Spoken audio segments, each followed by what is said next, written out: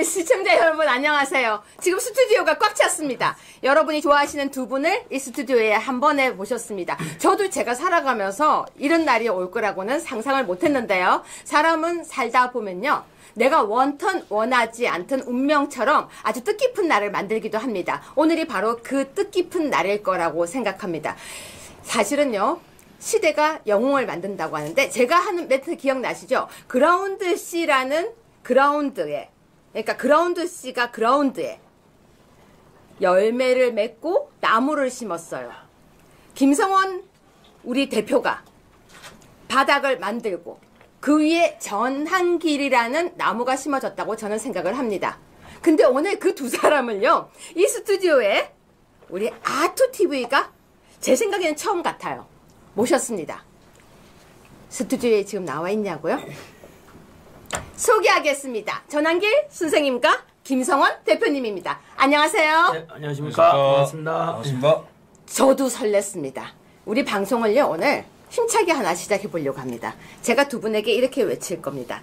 탄핵은 한번 두 분이 생각하시는 단어 하시면 됩니다. 네. 제가 탄핵은 하면 두 분이 아무 말이나 네. 써주세요. 네. 시청자 여러분도 댓글로 제가 탄핵은 하면 바로 뒷말 이어주세요. 하나, 둘, 셋. 탄핵은 반역이다. 각하다. 탄핵은 각하다. 탄핵은 반역이죠. 네. 사실 오늘 난리가 났습니다. 첫 질문 제가 가볍게 들어가겠습니다. 일단 전한길 선생님한테 먼저 질문하겠습니다. 대통령 구속 취소 보고 난 뒤에 너무 좋았다고 그랬는데요. 네. 월드컵 때라고 네. 2002 월드컵 때 4강 진출 때만큼이나 저는 감격적이었습니다. 그때 뭐 하셨어요? 빰빰빰빰 그거 할 때. 그 당시에는 저 응원하러 갔었고 네. 대구에 있을 때니까 이번에는 그 원래 구속 석방의 그 명령 떨어진 게 사실은 금요일이었지 않습니까? 그렇죠. 2시 반 정도 됐고. 네, 그때 떨어졌고. 네, 그런데 실제로 또 그 검찰청 안에서 네. 그 박세영 고검장이 브레이크 걸어가지고. 맞아요. 그 하극상이죠. 네. 그때 막 표현 세게 하면 반역이고. 네. 예? 그런데 그것을 때문에 하루를 더 지나고 난 뒤에 그쵸. 3월 8일 토요일 날 2시 반 정도에 이제 공식적으로 네. 이제 그 뭐라 법적인 단어로 즉시 항고를 하지 않겠다. 네. 따라서 대통령을 석방하도록 하겠다. 네. 석방 지휘를 하겠다라고 네. 발표한 게 2시 반 정도 되는 그때 제가 여의도에 세이브 코리아 윤석열 대통령 탄핵 반대 강연하러 그 연설하러 올라가기 계셨죠? 직전이었습니다. 네네. 그때 소식을- 근데 그날은 참 네. 김 대표님 네. 안 오셨구나. 네, 그죠? 그날 그때 뭐 소식- 하셨어요? 그때 저 계속 뭐 개인 공부하고 방송 준비하고 있어요. 방 준비하고 계셨군요. 네. 그날 소식 네. 들으시고 네. 너무 즐거워서 월드컵 4강 때와 같았다라고 하셨는데요. 우리 김성원 대표님은 네. 기분이 어떠셨어요? 대통령 석방 소식 갑자기. 뭐 올 게 왔다. 드디어 이제? 이제 정상이 회복됐다. 뭐 이제 회복이라는 단어는 대통령에 대한 탄핵 심판이 최종적으로 이루어져야지 할 수 있겠지만 거의 3달 만에 처음 들리는 어떤 그 정상적인 뉴스 아니겠습니까? 그렇죠. 그래서 이제 정상적인 뉴스고 이제 차분히 이제 보니까 저는 그 선고문 결정문을 딱 보는데 핵심 포인트가 3가지. 얘기해 주세요. 첫 번째로는 이제 이 10일이 지나서 공소 제기를 했기 때문에 이거는 잘못됐다. 근데 절차. 그 부분은 인트로고. 네, 근데 절차. 제가 주목했던 거는 두 번째, 세 번째인데. 뭐예요? 사실상 공수처의 수사의 적법성에 의문을 표시했죠. 네. 판사가 그거를 표시했다는 것은 그렇죠. 잘못됐다는 겁니다. 그렇죠. 판결문과 선고문 이런 데는 사실 직접적으로 너 거짓말쟁이야, 너 죄인이라 이렇게 얘기하지 않고 굉장히 포괄적으로 얘기하지 않습니까? 네. 근데 적법성이 지금 의무를 표시한 것 자체가 공수처의 어떤 그 불법 체포, 수사 이런 것들이 다 이제 가짜라는 거를 지기현 판사가 이제 인정을 했기 때문에 이 부분은 헌재의 선고에도 영향을 미치겠다. 세 번째는 사실상 검찰도 준엄하게 이제 꾸짖은 거죠. 왜 뭐 기일을 뭐 나눠 써가지고 바통을 이제 이어받아가지고 네. 공소제기를 했느냐.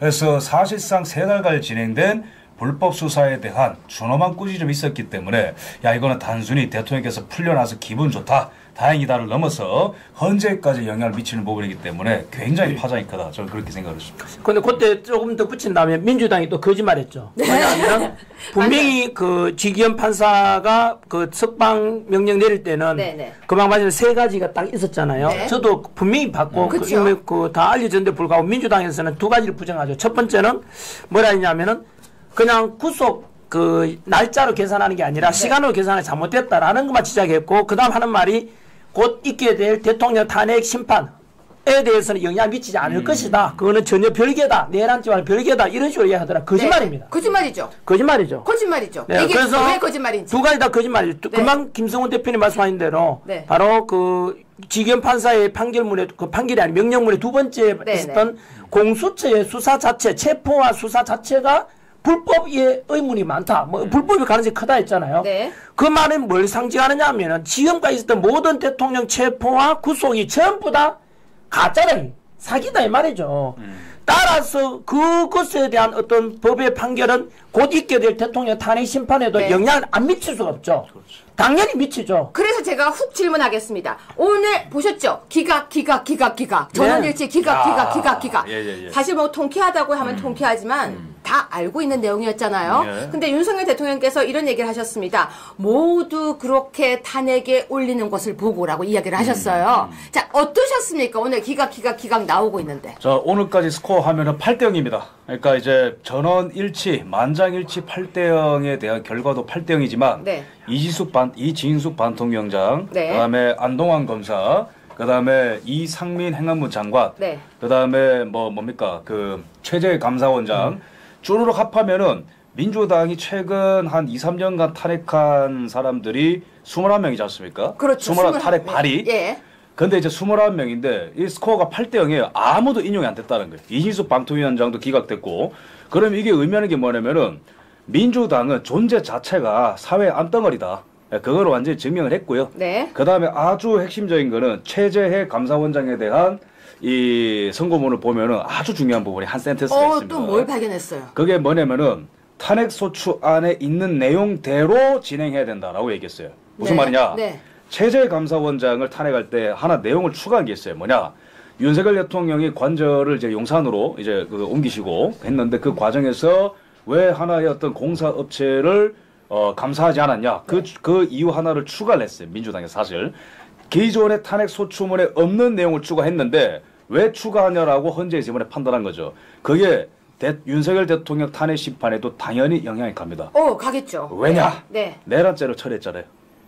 뺐죠. 내란죄 처리했죠. 네. 사실상 탄핵소추문의 변경에 대해서 아주 깐깐하게 본다라는 게 이번에 드러난 거거든요. 그러면은 최재 감사원장의 네. 탄핵소추문에도 변경이 있다는 거를 문제 삼았다면은 그렇죠. 저는 뭐 4명의 좌파 대법관을 버립니다. 이거 좌파 이제 헌법재판관은 이제 버리고 나머지 중도 또는 보수 재판관들은 네. 그러한 것도 이제 본다라는 거죠. 그렇게 그렇겠네요. 됐을 때 네.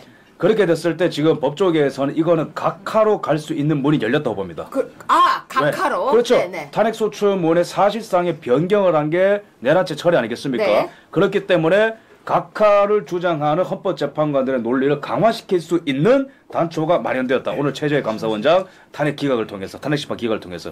굉장히 의미 있는 걸 발견하셨네요. 굉장히 중요합니다. 그러니까 최재해 감사원장의 탄핵이 기각된 것만이 아니라 그 네. 안에 있는 결정문 안에 사유. 엄청 중요한 네. 사유를 잡아온 거예요. 네네네. 이거 완전히 나중에 포인트 따서 저희가 네. 방송 따로 빼주세요. 네. 자, 또 선생님 보실 때는요. 저는 정치하는 사람들, 정치인이나 또는 공당으로서 저는 기준이 있는데요. 네. 첫 번째가 정직이고 두 번째는 책임이거든요. 네. 적어도 민주당이 180석 이상의 거대 이제 야당 의석을 확보했다면 거기에 대한 책임을 져야 되거든요. 근데 지금 그 의석을 가지고 권력이 따르면 반드시 책임이 따르지 않습니까? 그 권력을 이용해서 탄핵 29번 시켰지 않습니까? 그렇죠. 근데 지금 오늘 헌법재판소의 그 판결은 전부 다 기각이지 않습니까? 그렇죠. 그러면 민주당이 답변해야죠. 사과를 해야죠. 너 왜 했냐? 너 했는 이유가 뭐냐? 이거는 뭐냐면 그 잘못도 없는데 그냥 자르기 위해서 국가기관을 마비시킨 거 아닙니까? 감사원을 마비시키고 검사들을 이제 그리고 탄핵했다는 것은 검찰청도 마비시키는 거 아닙니까? 왜 그랬냐에 대해서 민주당이 답변해야 돼요. 돈도 들었어요. 그리고 그 소송비도 이제 며칠 전에 드러났죠. 4억 6천. 네. 4억 6천 소송비 그것도 그 국회의원들 민주당 의원들이 하는 게 아니라 국민 세금을 한다 하대요. 우리 세금 들어갔더라고요. 결국에는 민주당에서는 네. 국민들한테 이제 이거는 답변해야 돼요. 야, 민주당, 내가 묻고 싶어. 너희들 왜 탄핵했냐? 탄핵한 이유가 뭔데? 그 사람 잘못이 없잖아, 지금. 책임을 져야 될 거 아니야. 너희들은, 민주당은 국가기관을 마비시키기 위한 것이었어. 행정을 마비시키기 위했고, 그 연장선에서 윤석열 대통령의 탄핵도 똑같다는 거야. 결국은 행정부와 대통령 전부 다 국가 시스템을 마비시키기 위한 의도니까 이것이 곧 내란의 의도라고 저는 봐요. 아니 그래서요 선생님 제가 그래서 직선적으로 질문할게요. 이 탄핵 남발 책임 누가 져야 돼요? 민주당 지야죠. 아니 그런데요 탄핵안을 발의했던 사람들이 아무도 책임을 안 져요. 네. 이거는 굉장히 심각한 부분입니다. 그러니까 선생님께서 오늘 본질적인 부분을 말씀하셨는데 맞아요. 네. 그냥 이제 그 감사원장과 그 중앙지검장이 탄핵 심판이 기각됐다 그게 본질이 아니고 네. 이거의 어떤 그 맥락을 봤을 때 민주당의 내란 행위다. 예, 선생님께서 짚으신 대로 저는 네. 동의하고 이제 숫자를 말씀드리자면은 1948년 정부 수립 이후에 윤석열 대통령 취임 전까지 네. 총 탄핵 발의 숫자가 21건입니다. 21건. 그죠? 네. 네. 이거는 굉장히 적다라는 거죠. 네. 근데 윤석열 대통령 취임하고 나서 29건이에요. 아 벌써 그렇게 됐군요. 굉장히 충격적인 통계예요, 이거는. 네네. 잘 보세요. 정부 수립 이후에 윤 대통령 이거 취임 2022년까지는 네. 총 이거 뭐 몇 년입니까? 74년입니까? 이 기간 내에 21건이에요. 네. 근데 윤 대통령 취임하고 나서 3년도 안 됐는데 21건은 사실상 내란 행위입니다, 이거는. 야, 그래서, 맞습니다. 그래서 우리 전환길 스님 기사, 1번 기사 좀 띄워주세요. 네. 띄워주시고 전환길 스님 기사를 한번 보겠습니다. 전환길 선생님이 이런 얘기 했습니다. 윤석열 대통령 탄핵 각하 100% 확신한다. 계엄령이 내란이란 증거 어딨냐? 라고 얘기를 했어요. 그쵸? 지금 모든 국민들도 민주당 지지자들도 알아야 될 게 이거지요. 뭐냐면 오늘도 모든 언론이나 민주당 하는 이야기가 내란 수계, 내란 우두머리 대통령을 왜 석방시켰냐. 네. 그런데 왜 내란이죠? 비상계엄 이꼴 내란이라고 등식으로 이야기했지만 그거는 그 자체가 가짜입니다. 그러니까 계엄이라고 얘기를 안 하고 그거는요, 내란이라고 얘기를 하잖아요. 선동이죠. 네. 왜냐하면은 비상계엄은 엄연히 대통령의 헌법 77조에 보장된 대통령의 고유 통치 권한이에요. 네. 그러면은 이게 왜 내란이죠? 그럼 내란이 되려면 이유가 있어야 되잖아요. 금방 말씀드린 비상계엄은 대통령 권한인데 왜 내란이지? 민주당도 내란 안 된다는 사실 알았어요. 왜 알았냐면 대통령이 탄핵 소추될 수 있는 거는 재임 중에는 뭐 내란이나 외환 둘 중에 아니면은 탄핵되지 않지 않습니까? 그래서 둘 중에 하나 덮어씌우려고 둘 다 덮어씌워 외환을 덮어씌워서 처음에 예. 이제 뉴스에 안 나오죠? 외환이 없어졌어요. 처음에는 뭐라 했냐면 윤석열 대통령 내란으로 덮으시 힘드니까. 네.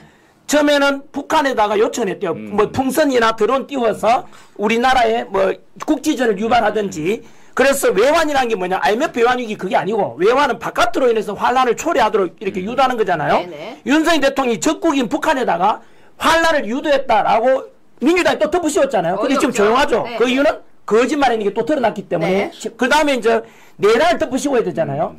내란을 덮으씌우려니까 뭐 이제 우리 팩트만 이야기할게요. 대통령이 비상계엄 선포했어. 그리고 2시간 만에 국회의원들이 계엄 해제를 의결했어. 네. 6시간 만에 대통령이 그걸 받아들여서 국민의 결과 공식적으로 이제 비상계엄 없어졌어. 네. 부상자나 이런 사람 없어. 사망자도 없고.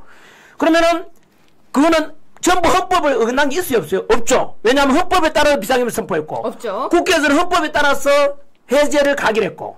대통령 그걸 받아서 헌법에 따라서 해제했잖아요. 하도 한 게 없죠. 그러면은 국회에서는 내란 덮으시기 위해서 뭐라 했냐면 대통령이 바로 국회의원들을 해제 의견을 못하도록 끌어내리고자 했다. 그때 등장한 인물이 바로 누구죠? 그 특전사령관. 곽종건 특전사령관이 완전히 큰 역할을 해요. 그쵸. 왜냐하면 자 곽종건 이제 특전사령관 일단 내란이라고 언론 막 이야기하니까 곽종건도 쫄한 거지. 쫄아가지고 그때 이제 야 민주당에서 이제 이렇게 찾아갔겠죠? 네. 야 너 일로 와봐. 야 너 인마 내란이야. 내란은 최소 무기징역 아니면 사형이야. 그래요? 우리 민주당 말 들어 알았어? 너를 공익신고나 아니면 그 다음에 나오는 이야기가 이제 네가 우리 말 들으면 니는 뭐 좀 봐주겠다 이거 아니겠습니까? 그렇죠. 그때 이제 곽종건 그 특전사령관의 육성 그것도 며칠 그저께 나왔지 않습니까? 네. 녹취록. 내가 너무 녹취록도 공개됐잖아요. 아 힘들다. 저쪽이 자꾸 나를 내란 쪽으로 이끌락하는데 내 집은 돈도 없고 그 큰일이다. 이거 어떻게 해야 되냐라고 했는 게 그대로 드러났는데 그게 그렇게 정언하고 그 육성 공개 다음날 민주당 김병주 의원 그리고 박범계 의원 부성찬 의원 하고 이제 이렇게 리허설을 했다고 이미 이거는 제가 새로운 이야기 하는 게 아니에요. 국민들이 한 번 더 각인했으면 좋겠다는 생각인데 그 헌법재판소의 심리관이 드러난 게 그거 아닙니까? 그래서 곽종건을 회유했다. 리허설을 했다. 그리고 그때 막 이렇게 그 영상으로 나와요. 네. 그리고 곽종건 그 사령관이 어디에 출연했느냐 하면 그 김병주 의원의 유튜브에 출연했어. 맞아요. 해서 그 장면 그대로 나오잖아. 국회의원을 끌어낸 게 아니고 요원, 요원을 끌어내야 옆에 그 누구지 박선원이가 요원이 아니고 의원이라 해라. 가르쳐주는 거. 국회의원을 끌어내라. 국회의원 끌어내면 내란이 될 수 있죠. 왜냐하면 비상계엄 해제 의결을 못하도록 헌정을 중단시키도록 대통령이 막았으니까 그 내란 될 수 있거든. 그런데 지금 드러나 버렸잖아요. 네. 뭐가 오히려 민주당이 대통령에 대해서 내란 덮어 씌우려고 그 곽종건 특전사령관 회의에서 조작된 것을 이제 말하겠다. 두 번째는 또 내란 덮어 씌우려니까 이제 나타나는 게 이제 그 홍장원이라고 국정원 차장이죠. 네. 홍장원 차장이 메모가 나왔잖아. 그 메모가 뭐냐? 대통령이 차장한테 전화해서 그 메모 야, 해석도 안 체포 되는 명단 빨리 받아 적어라. 이래가지고 홍장원이가 대통령 지시를 받거나 국방원장 지시를 받고 이렇게 뭐 메모했다는 거예요. 근데 그 메모가 지금 또 다 조작됐고 심지어 그게 박선원 의원의 필체와 똑같다는 주장도 있지 않습니까? 그렇죠. 그래서 그런 걸 볼 때 결국은 내란을 덮어 씌우려고 해서 윤석열 대통령에 대해서 체포 빨리 그 파면시키려고 했는데 그들의 각본이 거짓 각본이 드러난 거죠. 예? 그러면 이제 아직까지 내란이라고 말하면 안 되고 덧붙여서 지금 이제 그 모든 거짓이 드러나요. 이게 저는 이 생각이 우리가 그냥 넘어갈 문제가 아니에요. 당연하죠. 이거는 뭐냐면 네. 일국의 대통령을 내란 혐의를 덮어 씌워서 지금 끌어내고자 하는 내란을 실제 내란을 있잖아요. 모의했는 것은 민주당이 되는 거야. 이러면 자, 8번 앞으로 더 밝혀져야 되겠지만은 네. 이거는 이만저만한 범죄가 아니에요. 지금 네. 앞으로 두고 보시면 민주당의 김병주 네. 그다음에 박선원 부성찬 박범계 이런 의원들이 그참 내란 모의했는 것은 두고 이거는 한번 보시면 이거는 엄청난 역사에 남을 만한 있을 수 없는 쉽게 말하면은 역사에서요 내란을 모의했는 거야. 이거는 내란 모의하면 우리 역사적으로 뭔지 아세요? 삼종을 멸해 영모잖아. 와, 이게 영모야. 역사쌤 역사 얘기 나온다. 그래, 이제 3종을 멸하거든요? 네. 그래, 3종을 멸하는데 이거는 현재니까 3종은 아니겠지만은, 네. 가보객 이후로 이제 연좌제는 없어졌으니까. 하지만 이것은 이만저만한 범죄는 아닌데, 다만 제가 처음에 그 말 꺼낸 대로, 비상기업은 곧 내란이다 해서 지금도 오만 언론에서 전부 내란이라, 그 내란이라고 말한 그 언론들도 민주당 끈앞으로야. 민주당 부역자들이야. 왜? 국민들한테 거짓말을 지금 가르치고 있잖아. 왜? 내란은, 금방 말씀드린 대로, 비상기업은 내란이 아니란 말이에요. 자, 그러면 또 이해해야죠. 야, 내란 혐의로 조사받고 있지 않냐? 어? 그런데요, 그렇게 따진다면 우리가 중학교 때 사회시할 배운 게 있죠? 원래 형이 확정되기 전까지는 무죄 추징 원칙 있잖아요. 무죄 추징 원칙, 이거 우리 중학교 때 사회책이 나와요. 그러면 이재명은 심지어 지금 1심에서 유죄 판결 받았지만 우리가 이재명 보고 너 범죄자다. 네. 너 북한에 돈 갖다 줬잖아. 대북 송금했지 않냐. 너 임마 유엔 제재 위반이다. 뭐 이런 이야기 안 하잖아요. 네. 왜? 아직은 확정되지 않았으니까.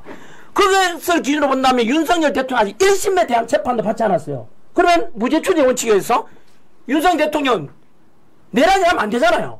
아니, 수개도 쓰면 안 되죠. 내란 수개도 안 되죠. 내란 자체 쓰면 안 된다고요. 그런데도 지금 쓰고 있잖아. 그냥 버젓이 쓰고 있잖아. 아니, 기사가- 민주당에서는 말만 열면 내란 하잖아요. 내가 우두머리 현수막 내걸고 그것을 따라서 언론들도 MBC, JTV 전부 똑같아요. 맨날 내란이란 이 전부 다 거짓 선동하는 거짓 선동이라고. 아마도 동영상 보시면 민주당 지지자분들께 답변해 보시라고. 내가 말 어긋난 게 뭐였냐고. 8번 뉴스 빨리 틀어주세요. 8번. 어긋난 게 뭐였냐고 지금요. 빨리 8번 틀어주세요. 우리 전환기 쌤 지금 8번 보면 분노하실 거예요. 8번. 홍장원에 이어서 곽종근도 진술이 조작됐고 수사 전면 재검토하자고 했는데 왜 지금 안 하고 있을까요? 이제 그 대통령 탄핵 심판이 끝날 때까지는 이제 수사기관들이 아마 좀 몸을 사릴 것이고, 근데 오늘 중요한 선고가 있었죠. 이창수 중앙지검장이 복귀를 했기 때문에 중앙지검이 사실상 이제 검찰 내에서 가장 큰 조직 아니겠습니까? 네. 거기에 이제 이 간부들과 중앙지검장이 복귀를 했기 때문에 윤석열 대통령 탄핵 선고가 이제 끝나고 난 뒤에 본격적으로 진행될 거지만 제가 요구하고 싶은 거는 지금 당장 시작해야 된다. 이 내란은요 현재 진행 중이고 이미 물증이 다 확보가 됐습니다. 아까 쌤이 쭉 말씀하신 그렇죠. 이런 공작들. 그래서 타겟팅을 딱 정하자면은 배후에 있는 홍장원, 박선원, 박범계 그리고 우종수, 국수본, 그 다음에 잊으면 안 됩니다. 제일 중요한 사람이죠. 오동훈. 문서를 만들어서까지. 그 다음에 서부지법에서 영장을 불법으로 청구하고 발부받아서 행동대장들을 앞세워서 잘 살아있는 현직 대통령을 불법으로 체포한 이 사건은 반드시 지금 중앙지원청 복귀했으니까 수사 개시 명령을 내려야 된다. 이렇게 말씀드리겠습니다. 맞습니다. 예, 지금 5번 뉴스 보여주시면서 전한길 쌤에게 다시 질문하겠습니다. 여러분 지금 댓글 때문에 제가 거의 계속 웃는데요. 전한길 쌤 말씀하시는데 빠져든다 이런 댓글이 되게 많아요. 확실히 일타 강사 맞다 설명하시는데 이해가 확 간다 이런 설명도 있고요. 옆에서 전한길 쌤 옆에 앉아 있으니까 우리 그라운드 씨 너무 귀엽대요. 감사드립니다. 아니 지금 제가 댓글 보다가 한창 제자 나이죠. 그렇죠. 그러니까 옆에 있으니까 너무 귀엽다고 하는데 감사합니다. 저도 같이 보다가 미소가 그냥 이렇게 갑자기 지었습니다. 그리고 우리 그라운드 씨 너무 표정이 전한길 쌤이 얘기하니까 빠져들고 있는 학생 표정으로 이렇게 쳐다보고 있는 게 어떻게 이렇게 일목요연하게 정리를 잘 하실까 감탄입니다. 감탄이죠. 네. 근데 네. 여러분 전한길 쌤이 역사쌤인데요. 국사쌤이죠. 근데 이 역사쌤들이 사실은 줄줄줄 깨고 있는데 제가 전한길 쌤의 영상을 찾아보다가 제일 웃었던 영상이 있습니다. 여기서 제가 전한길 쌤에게 갑자기 기습 질문 하나 하겠습니다. 쌤, 네. 왜 한국의 왕들은 이름이 외자예요? 임금하고 같이 놀면 안 되잖아요, 백성들이요. 따라서 임금의 이름을 백성들이 사용하면 안 돼요. 전한길이 만약 임금이라면 어떤 대한민국 국민들도 한길이라는 이름을 못 써요. 왜냐하면 그는 임금하고 같이 쓰면 안 되잖아요. 그래서 임금은 백성들을 배려하기 위해서 그래서 이름을 두 자 쓰는 게 아니라 오직 한자를 쓰게 되고 제가 그거 몰랐다. 그 한자 안에서도 한 글씨만 쓰게 되고 한 글씨 안에도 한자가 되게 옛날 한자 썼잖아요. 완전히 어려운 한자를 써요. 뭐 1800자, 3000자 이런 한자에 없는. 그래서 굉장히 그 왕들의 이름의 한자는 너무너무 어려워요. 야, 그렇구나. 예, 전부 다 외자를 쓰게. 왜냐하면 백성들을 배려하려고. 저도 처음 알았어요. 제가 영상 보다가 정말 몰랐어요. 그래서 그때부터 제가 한길쌤 영상을 찾아보는데 쇼츠가 재밌는 게 되게 많은데 이렇게 재밌는 얘기들이 많아요. 그래서 정말 하늘이 정말 우리에게 이렇게 어렵게 말하는 선생님이 아닌 쉽게 말하는 선생님을 내려줘서 이 여러분 계엄을 제일 쉽게 처음에 계엄을 우리에게 알려줬던 사람이 그라운드 씨라는 맞습니다. 진짜 매체였어요. 사실은 그 매체 없었으면요. 우리 청년들부터 시작해서 어른들까지 대통령 내란죄야 이랬을 거예요. 근데 그라운드 씨 방송을 보니까 이거 근데 중요하잖아요. 네, 맞습니다. 저도 사실은 그 이런 멘트를 처음 하는데 실제로 우리 그 비상기업 이후에요. 그쵸. 지금이야 이제 많은 사람들이 계몽령이다. 비상기업을 통해서 정말로 잘했다. 많은 문제들이 다 드러나게 했다. 심지어 어떤 분은 윤석열 대통령이 2년 동안 그 대통령 하는 것보다 요 90일 동안에 3개월 동안 오히려 비상기업 이후에 갇혀 있으면서 아무 일도 안 하면서 그 더 큰 업적을 쌓았다 이러더라고요. 그게 뭐냐 하면 그전에는 열심히 한다고 했는데 지지율이 40%를 못 넘겼는데 40% 뛰었는데 이번에는 가만히 있는데 50% 넘었잖아요. 그래서 가장 잘한 윤석열 대통령 업적을 말해봐라. 그 비상기업 선포예요. 예? 맞아요. 그 정도. 그런데 그 비상기업을 계기로 해서 저도 처음에 미친 짓을 했고 그런데 그 뒤로 국민들이 이제 지금은 50% 이상이 윤석열 대통령을 지지하고 그러잖아요. 네. 참 잘했다라고. 왜냐하면 심각한 문제들을 다 드러나게 만들어줬으니까. 우리가 먹고 살기 바빠서 간과하고 있었던 것들을 다 드러내줬지 않습니까? 이번에 충격적인 게 다 드러났죠. 네, 그렇죠. 그때 드러난 순서를 제가 읽어보면은 순서까지 집회를 제일 먼저 했는 곳이 광화문의 정광 목사 중이랑 광화문 집회. 네. 그다음 세이브 코리아 집회잖아요. 그렇죠. 그 두 분이 두 분 다 목사님이잖아요. 그렇죠. 그 목사님들 가운데 또 김진호 목사님이 계시거든요. 네. 그래서 정광 목사님하고 손연보 목사님 세이브 코리아 이끌고 그다음에 중간에 있는 그 김진호 목사님 이분들이 원래 제일 먼저 뭐라 했냐면 계몽령이다. 이거 계엄 잘했다. 그리고 국민들이 많이 알게 되었다. 정말로 나쁜 것은 민주당이 참 이거 반란 세력, 내란 세력 아닌가 이런 표현을 제가 들었고 그 다음에 그분들 외에 제가 사실은 저는 그 우리 그라운드 씨의 김성원 대표님을 통해서 저도 계몽이 됐어요. 네. 그리고 김성원 대표님 아직도 기억나요. 제일 먼저 뭐라 했냐면 영상에서 이거 비상기업은 내란이 아니다. 오히려 민주당이 내란을 일으켰다. 이거. 그 영상이 그 영상 전국에 퍼진 엄청나게 거예요. 올라갔죠. 그 조회수가 아마 몇백만 건 될걸? 400만 가까이. 그렇죠. 400만 건이잖아요. 네. 그러면 그 400만 건은 그 영상에서만 그 조회된 거고 다른 뉴스로 인용된 걸 다 치면은 거의 국민들 대다수가 그것을 아마 봤을 거나 들었을 거란 말이에요. 저도 그 영상 보면서 되게 많이 영향. 그래서 실제로는 김성원 대표님이 사실은 우리나라 이렇게 개몽시키는데 가장 1등 공신이라고 저는 생각해요. 그래서 김성원 대표님을 통해서 저도 그쵸. 네. 그러니까 고발되는 순서를 보면 다 알아. 먼저 고발됐거든. 흑우 유튜브 고발되고. 고발 순서. 그 다음에 제가 고발되잖아요. 근데 고발 이거 순서. 그러니까 왜냐하면 이제 민주당에서는 당황스럽잖아. 큰일이네. 민주당이 제일 싫어하는 말이 개몽령이거든. 맞습니다. 김성원을 네? 없애면 돼. 그렇죠. 제일 싫어하는 말이 개몽령이야. 네. 왜냐하면 자기들은 비상기업은 곧 내란이라고 등식을 덮으시웠는데 비상기업이 개몽이라고? 그러면서 이제 개몽이라는 것에 대해서 국민들이 심지어 민주당 지지들도 말 돌아듣잖아요. 왜냐하면 원래 내가 생각한 민주당이 아니잖아 지금요. 민주의 모습이 어디 있습니까? 오직 협박, 그 다음에 그죠? 고발, 이거 하잖아요. 네. 그러다 보니까 민주당을 지지했던 사람들 등 다 돌렸어요. 지금은 민주당이 아니죠. 오히려 이재명 혼자를 위한 사당이자 조폭처럼 돼 있잖아요. 네. 왜냐하면은 이재명에 충성만 하잖아요. 오히려 나 이재명 싫어하는 사람 다 나가 떨어졌잖아. 전에 그 국회의원 공천할 때부터 시작해서 비명 행사라 불렀나? 비명 행사. 그렇죠. 이재명한테 조금만 하면 다 제대잖아. 이거 조폭하고 다른 게 뭐 있어요? 네. 오직 이재명 충성만만 모여있잖아. 정청래, 박찬대, 오직 그만 모여있잖아. 그 다음에 전현희, 그 다음에 누구지? 과방이 박홍근. 박홍근도 그렇고 그 앞에 대표 있고 여자분 있잖아. 그 최민희. 최민희까지. 네. 완전히 히틀러 우리 있잖아요. 저것처럼 친위대처럼 그러네요. 이재명 친위대만 지금 살아있어. 네. 큰 소리 내는 사람들이. 그래서 그런 거 보면은 아마 민주당이 원래 우리 민주화 주장했던 사람들의 구호가 뭐였죠? 우리 독재에 맞서가지고 민주화하자, 표현의 자유가 있어야지, 언론 출판 지배 이랬잖아요. 그게 민주화잖아요. 근데 네. 지금은 전환기로 민주화 표현의 자유가 있는데 그 입틀만 하고 고발한 사람 누구예요? 민주당이잖아. 그럼 민주당 했던 짓이 옛날에 이꼬르 독재가 했던 짓이 똑같잖아요. 반박해보라고. 이거는 그래서 광주 사람이 끼어나 버렸잖아요. 민주화의 도시가 광주인데 지금 이재명과 민주당 하는 짓은 더불어 독재당이고 더불어 협박당이고 더불어 공갈당이야 진짜. 그러니까 다 돌아서게 되고 저는 이대로 가면 민주당은 사라질 거라 봐요. 아니 근데 사실은 우리 그라운드 C라는 방송이 고발된 거는 솔직히 이해가 좀 갔어요. 왜냐면 그 방송을 보고 우리가 다 깨어났고. 그렇죠. 그건 사실이에요. 정말로 그게 제가 왜 사실이라고 하냐면요. 갑자기 저한테 그라운드 C 유튜브를 다 보내오는 거예요. 교수님 이거 보세요. 교수님 이거 봤는데 이거 맞나요? 교수님 이거 한번 보세요. 이분요 되게 똑똑해요. 이분 얘기 다 맞아요. 그쵸? 근데 그라운드 C는 고발당하는 거 솔직히 이해가. 전환기 쌤은 왜 고발당했어요?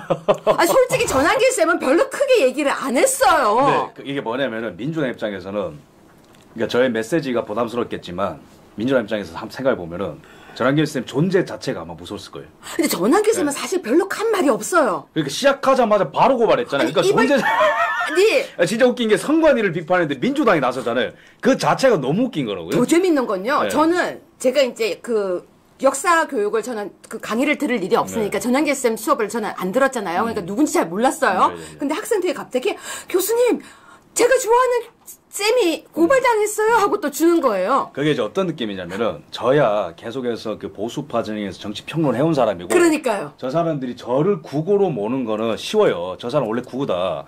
근데 선생님 같은 경우는 영향력에 있어서 차원이 다르지 않습니까? 이제 공주파 방송도 나가시고 완전 차원이 다른 정치를 넘어선 영역까지 다 이렇게 섭렵을 하시는 분이기 때문에 민주당 입장에서는 너무 무서운 거죠. 만약에 전환기 쌤 입을 통해서 뭔가가 민주당을 비판하는 메시지가 나오게 되는 순간 감당할 수 없는 결과가 나온다는 걸 스스로 알기 때문에 바로 그냥 아까 이제 쌤이 말씀하신 것처럼 지금 중도 및 호남에 계신 분들 민주당 권리당원들도 왜 탈당을 하고 전향을 하고 왜 그러냐면은 저들이 민주라고 얘기는 하지만은 사실상은 독재를 하고 있고 지배개그처럼 굴거든요. 그렇죠. 너 어디 감히 내 신규를 너 불편하게 만들어. 너 일로 와. 너 카카오톡도 들어보자. 제가 요즘에 외신 인터뷰 좀 하고 있는데 프랑스 언론이라든지 일본 언론, 미국 언론이랑 인터뷰하면은 국민들이 쓰는 메신저를 당이 나서서 검열한다라는 개념 자체에 소름 끼쳐요. 어떻게 그런 발상을 할 수 있냐. 경악스러운 절대 안 될 일이에요. 그 서구권에서 난리가 나는 거예요. 그거는. 유럽에서는요. 개인의 사생활 보호가 제일 중요한 거거든요. 그럼요. 근데 예. 아까 방금 이제 제가 다시 이야기를 하지만 그라운드 C라는 방송은 우리가 보수들은 다 안다니까요. 다 알아서 다 했는데 갑자기 다 들려 뜬금없이 전환기 쌤이 근데 왜 고소당한 거야? 왜 나왔어? 근데 전환기 쌤이 무슨 얘기했어? 하고 저한테 보내오는데 제가 보다가 성관이 문제 지적한 건데 아무 문제가 안 되는데 이걸 왜 고발한 거야? 라고 하면서 있는데 갑자기 전환기 쌤이요. 니네들 나를 왜 고발해! 하는 게 더 유명해졌어요. 근데 저 그때 너무 통쾌하고 재밌는 거예요. 왜냐면 너무 잘 가르치시는 거야. 그냥 우리가 말하는 거하고 차원이 좀 다른 거예요. 소속력도 다르고. 한 번 얘기하면 팍팍팍팍. 근데 제가 그때 했던 말이 있습니다. 잘못 건드렸다. 민주당 잘못 건드렸다. 왜? 일타 강사는 그냥 일타 강사가 아니야. 특히 강사들은요. 마이크 한번 딱 주면요. 유튜브하고 달라요. 주제만 딱 던지면은 다다다다다. 주제만 던지면 다다다다다. 이건데요. 아마 전환기 쌤 6시간도 그냥 말씀하실 거예요. 아니요. 김성원 대표님이 더 아는 것도 뭐 전문가라서 더 잘할 것 같은데요. 거기에 대해서 조금 답변 드리면은 네. 그 원래 이제 그 당시에 카카오톡 검열하고 그 그쵸? 무렵에 그때. 거구 유튜버 몇 명이죠 고발했잖아 민주당이 그죠? 6-7명 됐어요. 6명 고발했죠. 네. 그때 1차. 이제 그 김성원 대표 그라운드 씨가 들어가 있었거든요. 네, 네. 그 당시만 하더라도 거구라고 표현하면 아 사람들이 아 거구구나 진짜 네. 아, 이 사람들 문제가 있구나 극단적인 사람들이구나 생각했거든요. 근데 그 뒤로 이제 전환길도 거구로 몰지 않습니까? 그러면 윤석열 대통령 지지율이 50% 넘었으니까 50% 이상이 다 이제 거구인 택이죠. 네. 그죠? 민주당에서 말이라면 또 민주당 끈앞을 언론도 똑같이 전환기를 거구라고 표현하면 그거는 그 언론은 다 민주당 끈앞을들이 분역자들이에요. 네.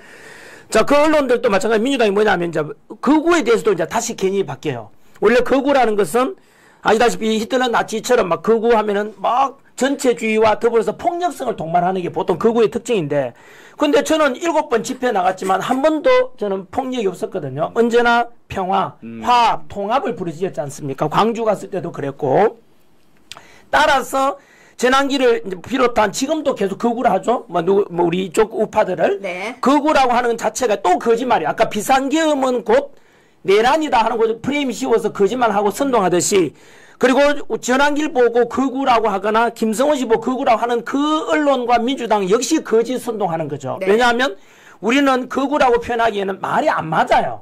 그래서 그것도 넘어가면 안 되고요. 덧붙여서 앞으로도 거구라고 표현하는 그런 언론이 있다면 똑같습니다. 제가 뭐 이름 줄줄줄 깰 수 있는 언론들 많은데요.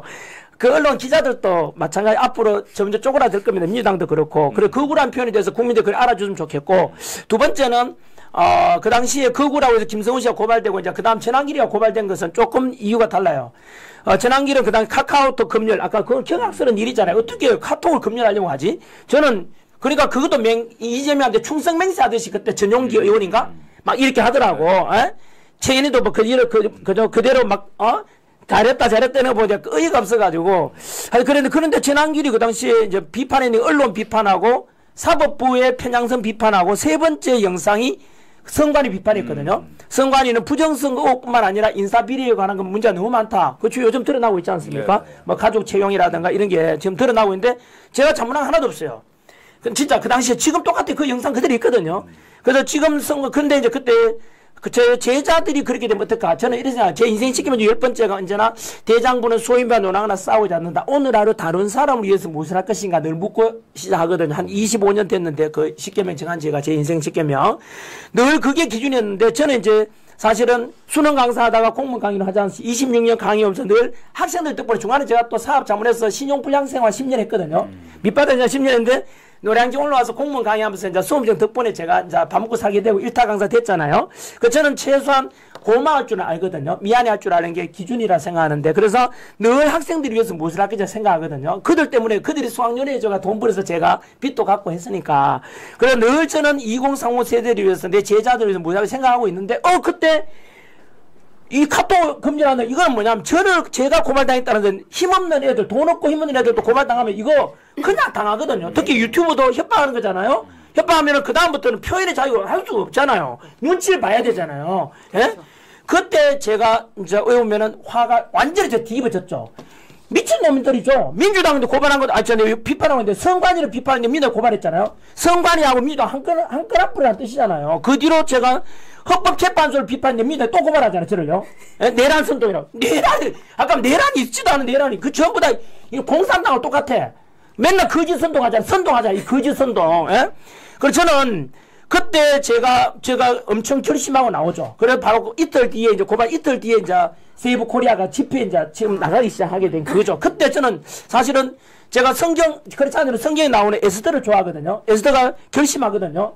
원래 그 당시 법으로서는 왕이 부르지 않는데 왕을 찾아가면 죽어요.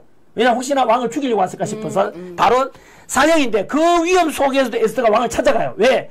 가만히 있으면 우리 민족이 다 죽거든. 에스더 우리 민족이 다 죽으니까 우리 민족을 이럴 때는 내가 왕비거든 에스더가요. 왕비가 된 것은 이때를 위함 아니겠는가. 그래서 3일 금식 당하고 난 뒤에 내가 죽으면 죽으리라 딱 하고 왕을 찾아가요. 왕이 감동해야 결국은 다 소원 들어줘요. 딱 그거 제가 그런 거 좋아합니다. 저도. 그래서 그래? 전환기를 고발했다고? 이거 그대로 두면 이게 대한민국이 거들난다 이거. 그리고 그때 이미 또 든 게 우리가 체제 전쟁이라 생각했거든요. 우리가 지금 탄핵 반대 주장하고 윤석열 대통령 직무 복귀는 단순한 대통령 복귀만 원하는 게 아니잖아요. 네. 바로 자유민주주의 체제를 수호하고자 하는 그 체제 전쟁 중이라고 저는 생각하거든요. 또 개인적 크리스찬으로서는 영적 전쟁이기도 하고, 왜냐하면 사회주의 대표로는 종교가 없거든요. 중국 종교 어디 있습니까? 교회 다 붙이려고 신장 위구르 지역 가보세요. 그 불교 사원 다 불타고 티벳도. 우리나라도 그래 될 가능성이 있다는 거죠. 그럼 저는 이건 아니다. 무조건 막아야 된다. 왜냐하면 민주당이 하는 짓거리가 지금까지 너무 지나친 친중, 그리고 우리 체제 전쟁이라 해서 이미 중국이 너무 많이 들어와 있다고. 김성은 대표가 다 이제 알려줬어요, 국민들한테. 그것도 다 알려줬어요. 예, 저도 김 대표님 거 있잖아요. 그라운드 C4가 제가 다 참고하거든요. 그래서, 이야, 이거 위험하다 해서, 그래서 저는 제가 목소리 내고 나갈 때는 이미 저는 죽으면 죽으라 생각하고 나갔습니다. 내가 돈 벌고, 그리고 내가 이렇게 유명 일타 강사가 된 게 그냥 됐겠냐? 하나님의 은혜인데, 그 일타 강사가 된 건 이때를 위함 아니겠는가? 그래, 죽으면 죽으리라. 그 실제로 역사 강사니까 일제강점기 때 독립운동한 사람은 고문당하면서 독립운동했다고. 6.25 전쟁도 마찬가지 아닙니까? 어느 누가 공산당 맞싸우러 간 사람 누구 있어요? 나오시면 누구 있겠어요? 하지만 때가 있다고. 국가와 가족을 지키기 위해서는 나가야 되잖아요. 국가와 민족을 지키기 위해서 독립운동을 가야 되잖아. 고문당하면서도. 전환기도 마찬가지로 나도 마찬가지 이랬다가 우리 사회주의 체제에 대해서도 모르고. 그래서 직장이 어디 있어요? 가정도 없어질 거고. 그럼 나라가 무너지면 다 무너지거든요. 그래서 저는 좋다, 나라 살려놓고 갈게 해서 그다음 욕 졸라도 먹었죠. 욕 졸라도 먹으면서 왜냐면 제 수험생들 있잖아요. 또 정치 승리에 담녀들 있잖아요. 전환기가 미쳤다고. 그동안 선생님이 존경했는데 안녕히 계십시오. 탈퇴. 그거 저는 하지만 저는 왜냐하면 4.19 우리가 뿌리던 비전 나풀이 좋아하는 말이잖아요. 자유는 공짜가 아니잖아요. 저주를 얻어지는 게 어디 있습니까? 제가 제일 싫어하는 게 공짜거든요, 또. 그래서 이거는 반드시 누군가 또 났어요. 저는 그래서 아까 에스더처럼, 성경 속에 나오는 에스더처럼 죽으면 죽으리라. 좋다. 전환기리가 일타 강사된 이유가 이때를 위함 아니겠는가. 하나님께 기도하고 나가겠습니다. 뭐 이렇게 하고 나가게 됐는데 그게 제 능력 이상으로 이렇게 파장이 좀 커져버렸죠. 그게 시장은요, 전부 다 김성훈 대표님의 제가 은혜를 다 받았습니다. 아니, 제 말 맞죠? 그라운드 C가 최고입니다. 그라운드에 예. 전환길이란 나무를 심었다. 처음에 오픈 멘트 그 말씀하시대? 예. 그죠? 정확한 표현입니다. 제가 예. 그 표현을. 나무를 심은 게 제일 중요하죠. 나무예요. 근데 나무가 심으려면 땅이 있어야 되는데 그라운드 C가 우리에게 많은 걸 가르쳐 준 거예요. 맞습니다. 근데 전환길 쌤이 그걸 보고 더 쉽게 설명을 해주는 거예요.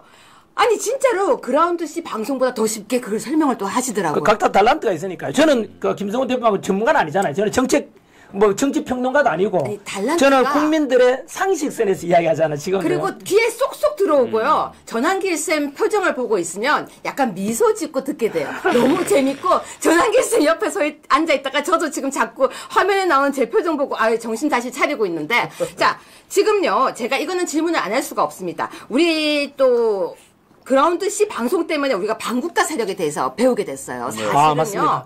이런 단어 잘 못 썼어요. 그렇죠. 반국가 세력이요. 네. 근데 우리는 또 그라운드 C 방송을 통해서 반국가 세력을 배웠습니다. 솔직히요. 저 ICC로 독일에서 박사를 했거든요. ICC가 뭐예요? 국제영사재판소. 네, ICC 인터내셔널 크리미널 코트라고 해서요. 모르겠어요. 이번에 그 필리핀 전 대통령 잡아간데. 두테르테 잡혀갔죠. 예, 그래서 거기에 제 꿈이 이재명을 거기 보내는 게 제 꿈이에요. 그래서 제가 지금 그걸 하고 있는데, 자. 지금요, 반국가 세력 지금 많아요. 근데 대한민국에 반국가 세력이 없다. 간첩이 없다. 그러잖아요. 이번 뉴스 틀어주세요. 자, 이거는 이제 전문가인 그라운드 C 선생님에게 먼저 보여주면서. 자, 간첩 활동 충북 동지의 위원장 징역 2년인데, 2년이면 됩니까?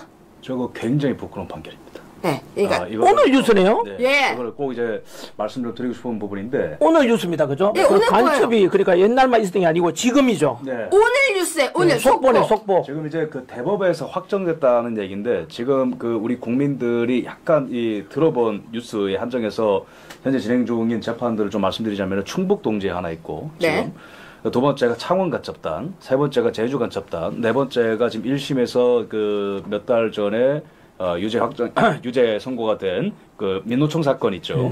근데 이제 충북 동주의 어떤 대법원에서 2년 확정을 제가 왜 부끄러운 판결을 말씀드리냐면은 1심에서 저기 핵심 가담자에 대한 선고가 12년형이 떴습니다. 1심에서. 그렇죠. 근데 2년에서 한 사람은 2년으로 깎였고 두 사람은 5년으로 깎였어요. 네. 그러니까 1심에서 12년짜리 받은 거를 2심에서 각기 7년, 10년 감형이 됐어요. 근데 그거를 지금 확정지어서 대법에서는 간첩 행위를 한 사람들을 2년으로 그냥 끝내자는 거거든요. 근데 더 충격적인 건 뭐냐면은 1심에서 12년형 받은 거는 그러면 적당한 판결이냐? 아닙니다. 왜냐면 간첩법을 적용을 했긴 했는데 검찰에서 그거를 무죄를 줬어요. 법원에서.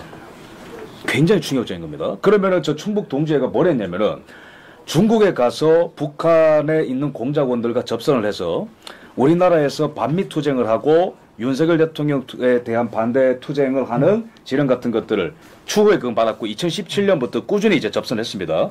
근데 미국의 전투기 같은 경우에도 전부 다 도입하지 마라. 그런 걸 구체적인 그것까지 다 지령을 받은 거예요. 근데 여기서 핵심적인 건 뭐냐면은 자, 첫 번째 감형이 됐는데 그게 그대로 원신 확정이 되어서 대법에서 2년짜리로 끝난 거. 그 다음에 간첩죄 적용이 안 된 상태에서 끝난 거. 이거는 굉장히 충격적인 일입니다. 그러면은 이러한 대법원의 선고가 있게 되면은 간첩들이 이 대한민국을 무서워할까요? 만만하게 볼까요? 만만하겠죠. 개나 소나 다 뛰어다닐 겁니다. 그럼 이게 저는 두려워하는 게 창원 간첩단 사건과 제주 간첩단 사건은 지금 재판이 정지된 거 아시죠? 이재명 대표가 쓰는 똑같은 방법으로 간첩들이 지금 재판을 정지시켜놨습니다. 네, 네, 이재명 대표가 쓰는 방법이 뭐죠? 재판부 기피 신청. 그렇죠. 그다음에 판사 고발합니다. 그다음에 국민 배심원제 이용하면은 재판을 무기한적으로 늘릴 수 있어요. 그러면은 이미 지금 2년 넘게 창원 간첩단과 제주 간첩단 사건이 지금 재판이 벌써 2심 정도는 유죄가 나왔어야 되는데 늦어도 근데 1심도 선고가 안 되고 스탑이 돼버렸어요. 그리고 석방됐습니다.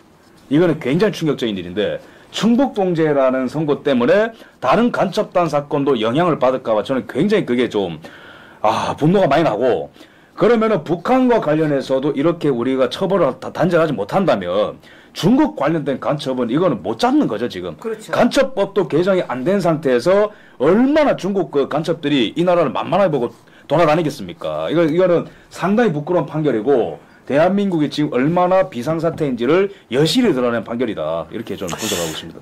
저도 조금 덧붙인다면은 그 반국가 세력이라는 표현을 그 윤 대통령께서 비상기업 선포 때 비상기업 선포 이유 중에 하나가 뭐 22번의 탄핵과 예산삭감과 행정부를 마비시키고자 했다. 그리고 부정선거라든가 선관위 그러면서 했던 표현이 반국가 세력을 척결하기 위한 것이다. 이런 표현을 썼거든요.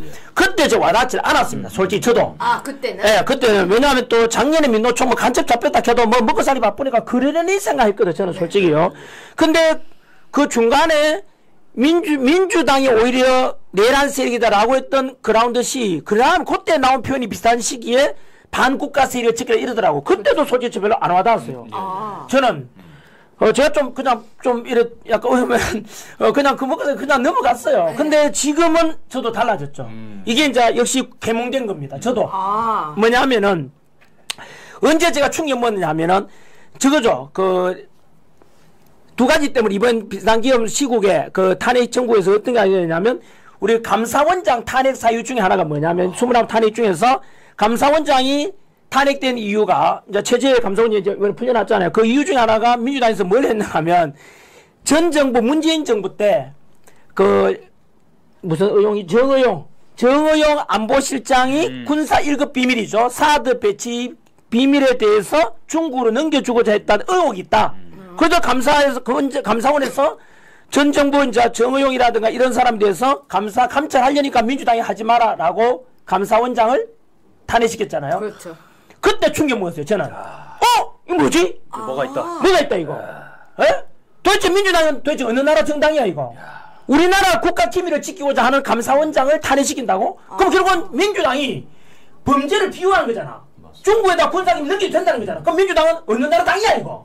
답변해야 되잖아요. 왜 감사원장 왜 탄핵시켰냐고. 그때 제가 충격 먹고 그 다음에 우리 헌법재판소에 탄핵 심리 과정이 드러났던 김계리 변호사가 밝혔지 않습니까? 네. 뭐냐면은 이제 직접 밝혀진 거죠. 예전에 우리가 박근혜 정부 때 우리 세월호 때문에 촛불 시위, 그 앞에 이명박 정부 때 광우병 촛불 시위, 그 다음에 이태원 참사 때 또 뭐 촛불 시위 난리가 났잖아요. 그리고 후쿠시마 원전 오염수 방류 때문에 또 난리 지겼고, 그럴 때 그것을 지시한 누구냐면 그때 누가 했냐면 민주당 했잖아요. 근데 그 당시에 뭐냐면 우리 유족이나 희생자분들은 뭐냐면은 유족들은 빨리 잊고 싶단 말이에요. 어느 가족들이 계속해서 살이 뜯고 싶겠어요? 오히려 그 아픔을 빨리 잊고 싶잖아요. 그런데 계속 뜯었잖아요. 계속해서 시위시켰다고 계속 뭐 행안부 장관 잘라라 뭐 잘라라 하면서 윤석열 뭐 퇴진해라 하면서. 근데 그때 저도 의아했거든요. 왜 좀 심한 거 아니냐 했는데 알고 보니까 민주당 뒤에 누가 있냐 그 시위 촛불 일주당이 민노총이야. 정교조랑 같이 했거든. 그 민노총 뒤에 누가 민노총 간부가 간첩죄로 잡혔잖아요. 그렇죠, 이번에. 예? 간첩 잡혔잖아요. 15년이 선고 받았나요? 15년. 간첩 받았. 근데 민노총 그 간부가 잡힌 간첩인데 그 누구 지령이냐 알고 보니까 북한의 지령을 받았다고 김계리 변호사 밝혔어. 결국은 뭐냐면 우리 국민들이 또 속았던 거야. 뭣도 모르고 있잖아. 진짜 이 희생자를 위한 것이가 싶어 촛불 들고 이태원 참사 또 촛불 들고 나가고 그 다음에 후쿠시마 원전 오염수 막 무서워가지고 우리 다 죽었다 이거 원전 오염 때문에 또 이렇게 묻죽했잖아요. 예? 그 다음에 세월호 사태도 그랬고 지금 돌아보니까 그게 알고 보니까 우리 국민들이 속았던 거야. 촛불 집회 간 사람 순진했던 사람들이야. 민주당한테 속았고 민노총한테 속았고 북한에 그게 지령문에 나와 있어. 뭐냐면은 이태원 참사도 촛불 집회와 연계해서 대한민국을 혼란에 빠뜨리라. 그게 북한 지령문이야. 이 정도 되면은 저는 충격 아닌가요? 뭐냐면은 민주당이 또 답변해야 돼. 야 민주당 너희들 촛불 집회 선동했잖아. 뒤에는 민노총이고 민노총 뒤에 북한 지령이 있었던 거야. 이제 앞으로 난 뒤에 앞으로 우리가 알아봐야 돼. 이거는 진실 알아야 돼. 앞으로 그리고 국민들이 또 선동다니고 그 선동을 주대는 누구였어요? 민주당 끄라고 언론 새끼들이야 언론들. 에이, 언론들이 원흉이야 원흉. 선생님 흥분하신 김에 완전히 보내드릴게요. 아니 진짜 국민들을 완전 부재시킨 언론이라니까. 성관이 어떻게 생각하세요? 성관이의 그 아들 딸들 취직한 거하고 성관이 셀프 자기가 쉰 거. 저는 그게 너무 화가 났어요. 제 제자들은 취직도 못하는데. 선생님 갑자기 혈압 끝까지 올라갈 수 있기 때문에. 네. 제가 잠깐만. 그럼 여기서 먼저 하고 넘깁시다. 네. 지금 이제 우리 국민들이 이제 반국가 세력에 대해서. 그렇죠. 그 정리 좀 자, 반국가 세력에 대해서 눈을 이제 뜨고 있는 겁니다. 네. 뭐냐면은 노동조합인 줄 알았더니 뒤에는 북한이 있구나. 성주 시민들이 사드 배치 반대하는 줄 알았더니 그것도 뒤에 이제 북한이 있구나. 북한이 지령. 옛날에 네. 소고기 파동 기억나요? 그때 심각했죠. 소고기 먹으면 네. 뇌 송송된다고 하지 않았었어요? 거기에도 좀 이제 덧붙여서 말씀드리고 싶은 게 이제 선생님께서 분노하신 게 뭐냐면은 이제 각 어떤 어떤 인명 피해가 난다라든지 네. 어떤 건강 이슈가 생긴다라든지 근데 이런 것 때문에 순수한 어떤 시위인 줄 알았는데 배후에 보니까 뭔가 이거를 악의적으로 이용하려는 북한과 정치 세력이 있는 거 아니야. 여기 대해서 이제 분노를 하신 줄. 근데 이 역사의 어떤 악순환을 꼭 끌어야 되는 게 지금 시점입니다. 그러니까 2002년부터 쭉 말씀드리자면은 그때 이제 월드컵이 있었던 때인데 이제 미선이 효순이 사건. 사실 그 사건도 이 미군이 뭐 치고 싶어서 친 게 아니지 않습니까? 그렇죠. 서로 좁은 곳에 장갑차가 서로 지나가다가 이제 시험도 다 해보니까 사각지대에 안 보이는 거. 이게 진짜 안 보이더라고요. 장갑차에 타면은 옆에 이제 조그마한 소녀들이 가면 안 보여요. 그래서 이제 사고가 일어난 건데, 그거 갖고 당시에도 막 반미 시위로 이거를 끌고 가고 난리가 났지 않습니까? 근데 거기 이제 효선이 아버님인가요? 이제는 이거를 정치적으로 이용을 그만했으면 좋겠다. 그게 아버지 심정이거든요.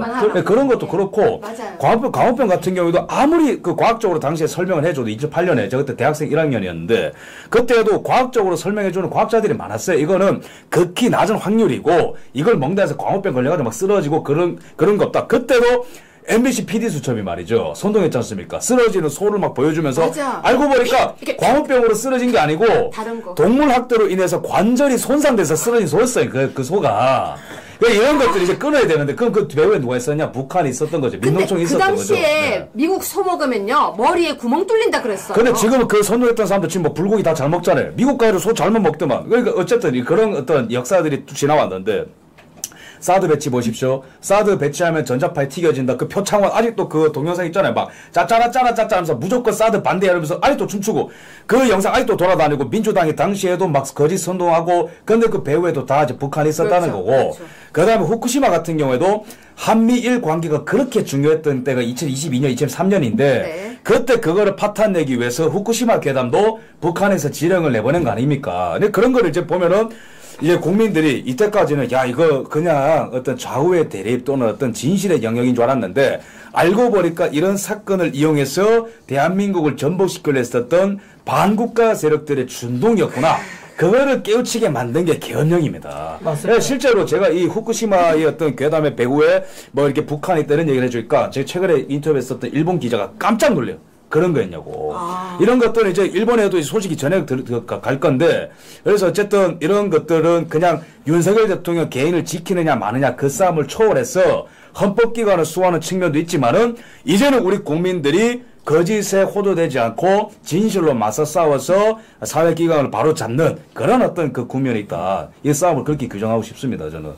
반국가 세력에 대해서 제가 저도 마찬가지 그랬는데 최근에 있었던 두 가지 더 말씀드리면은 윤석열 대통령이 그 비상계엄 선포 이유 중에 하나가 이거였거든요. 뭐냐면은 윤석열 대통령이 취임식 하기도 적전이자 대통령 당선되자마자 취임하기 전부터 시작해서 비상계엄 선포 때까지 무려 178회 며칠 대통령 퇴진 탄핵 했거든요. 네.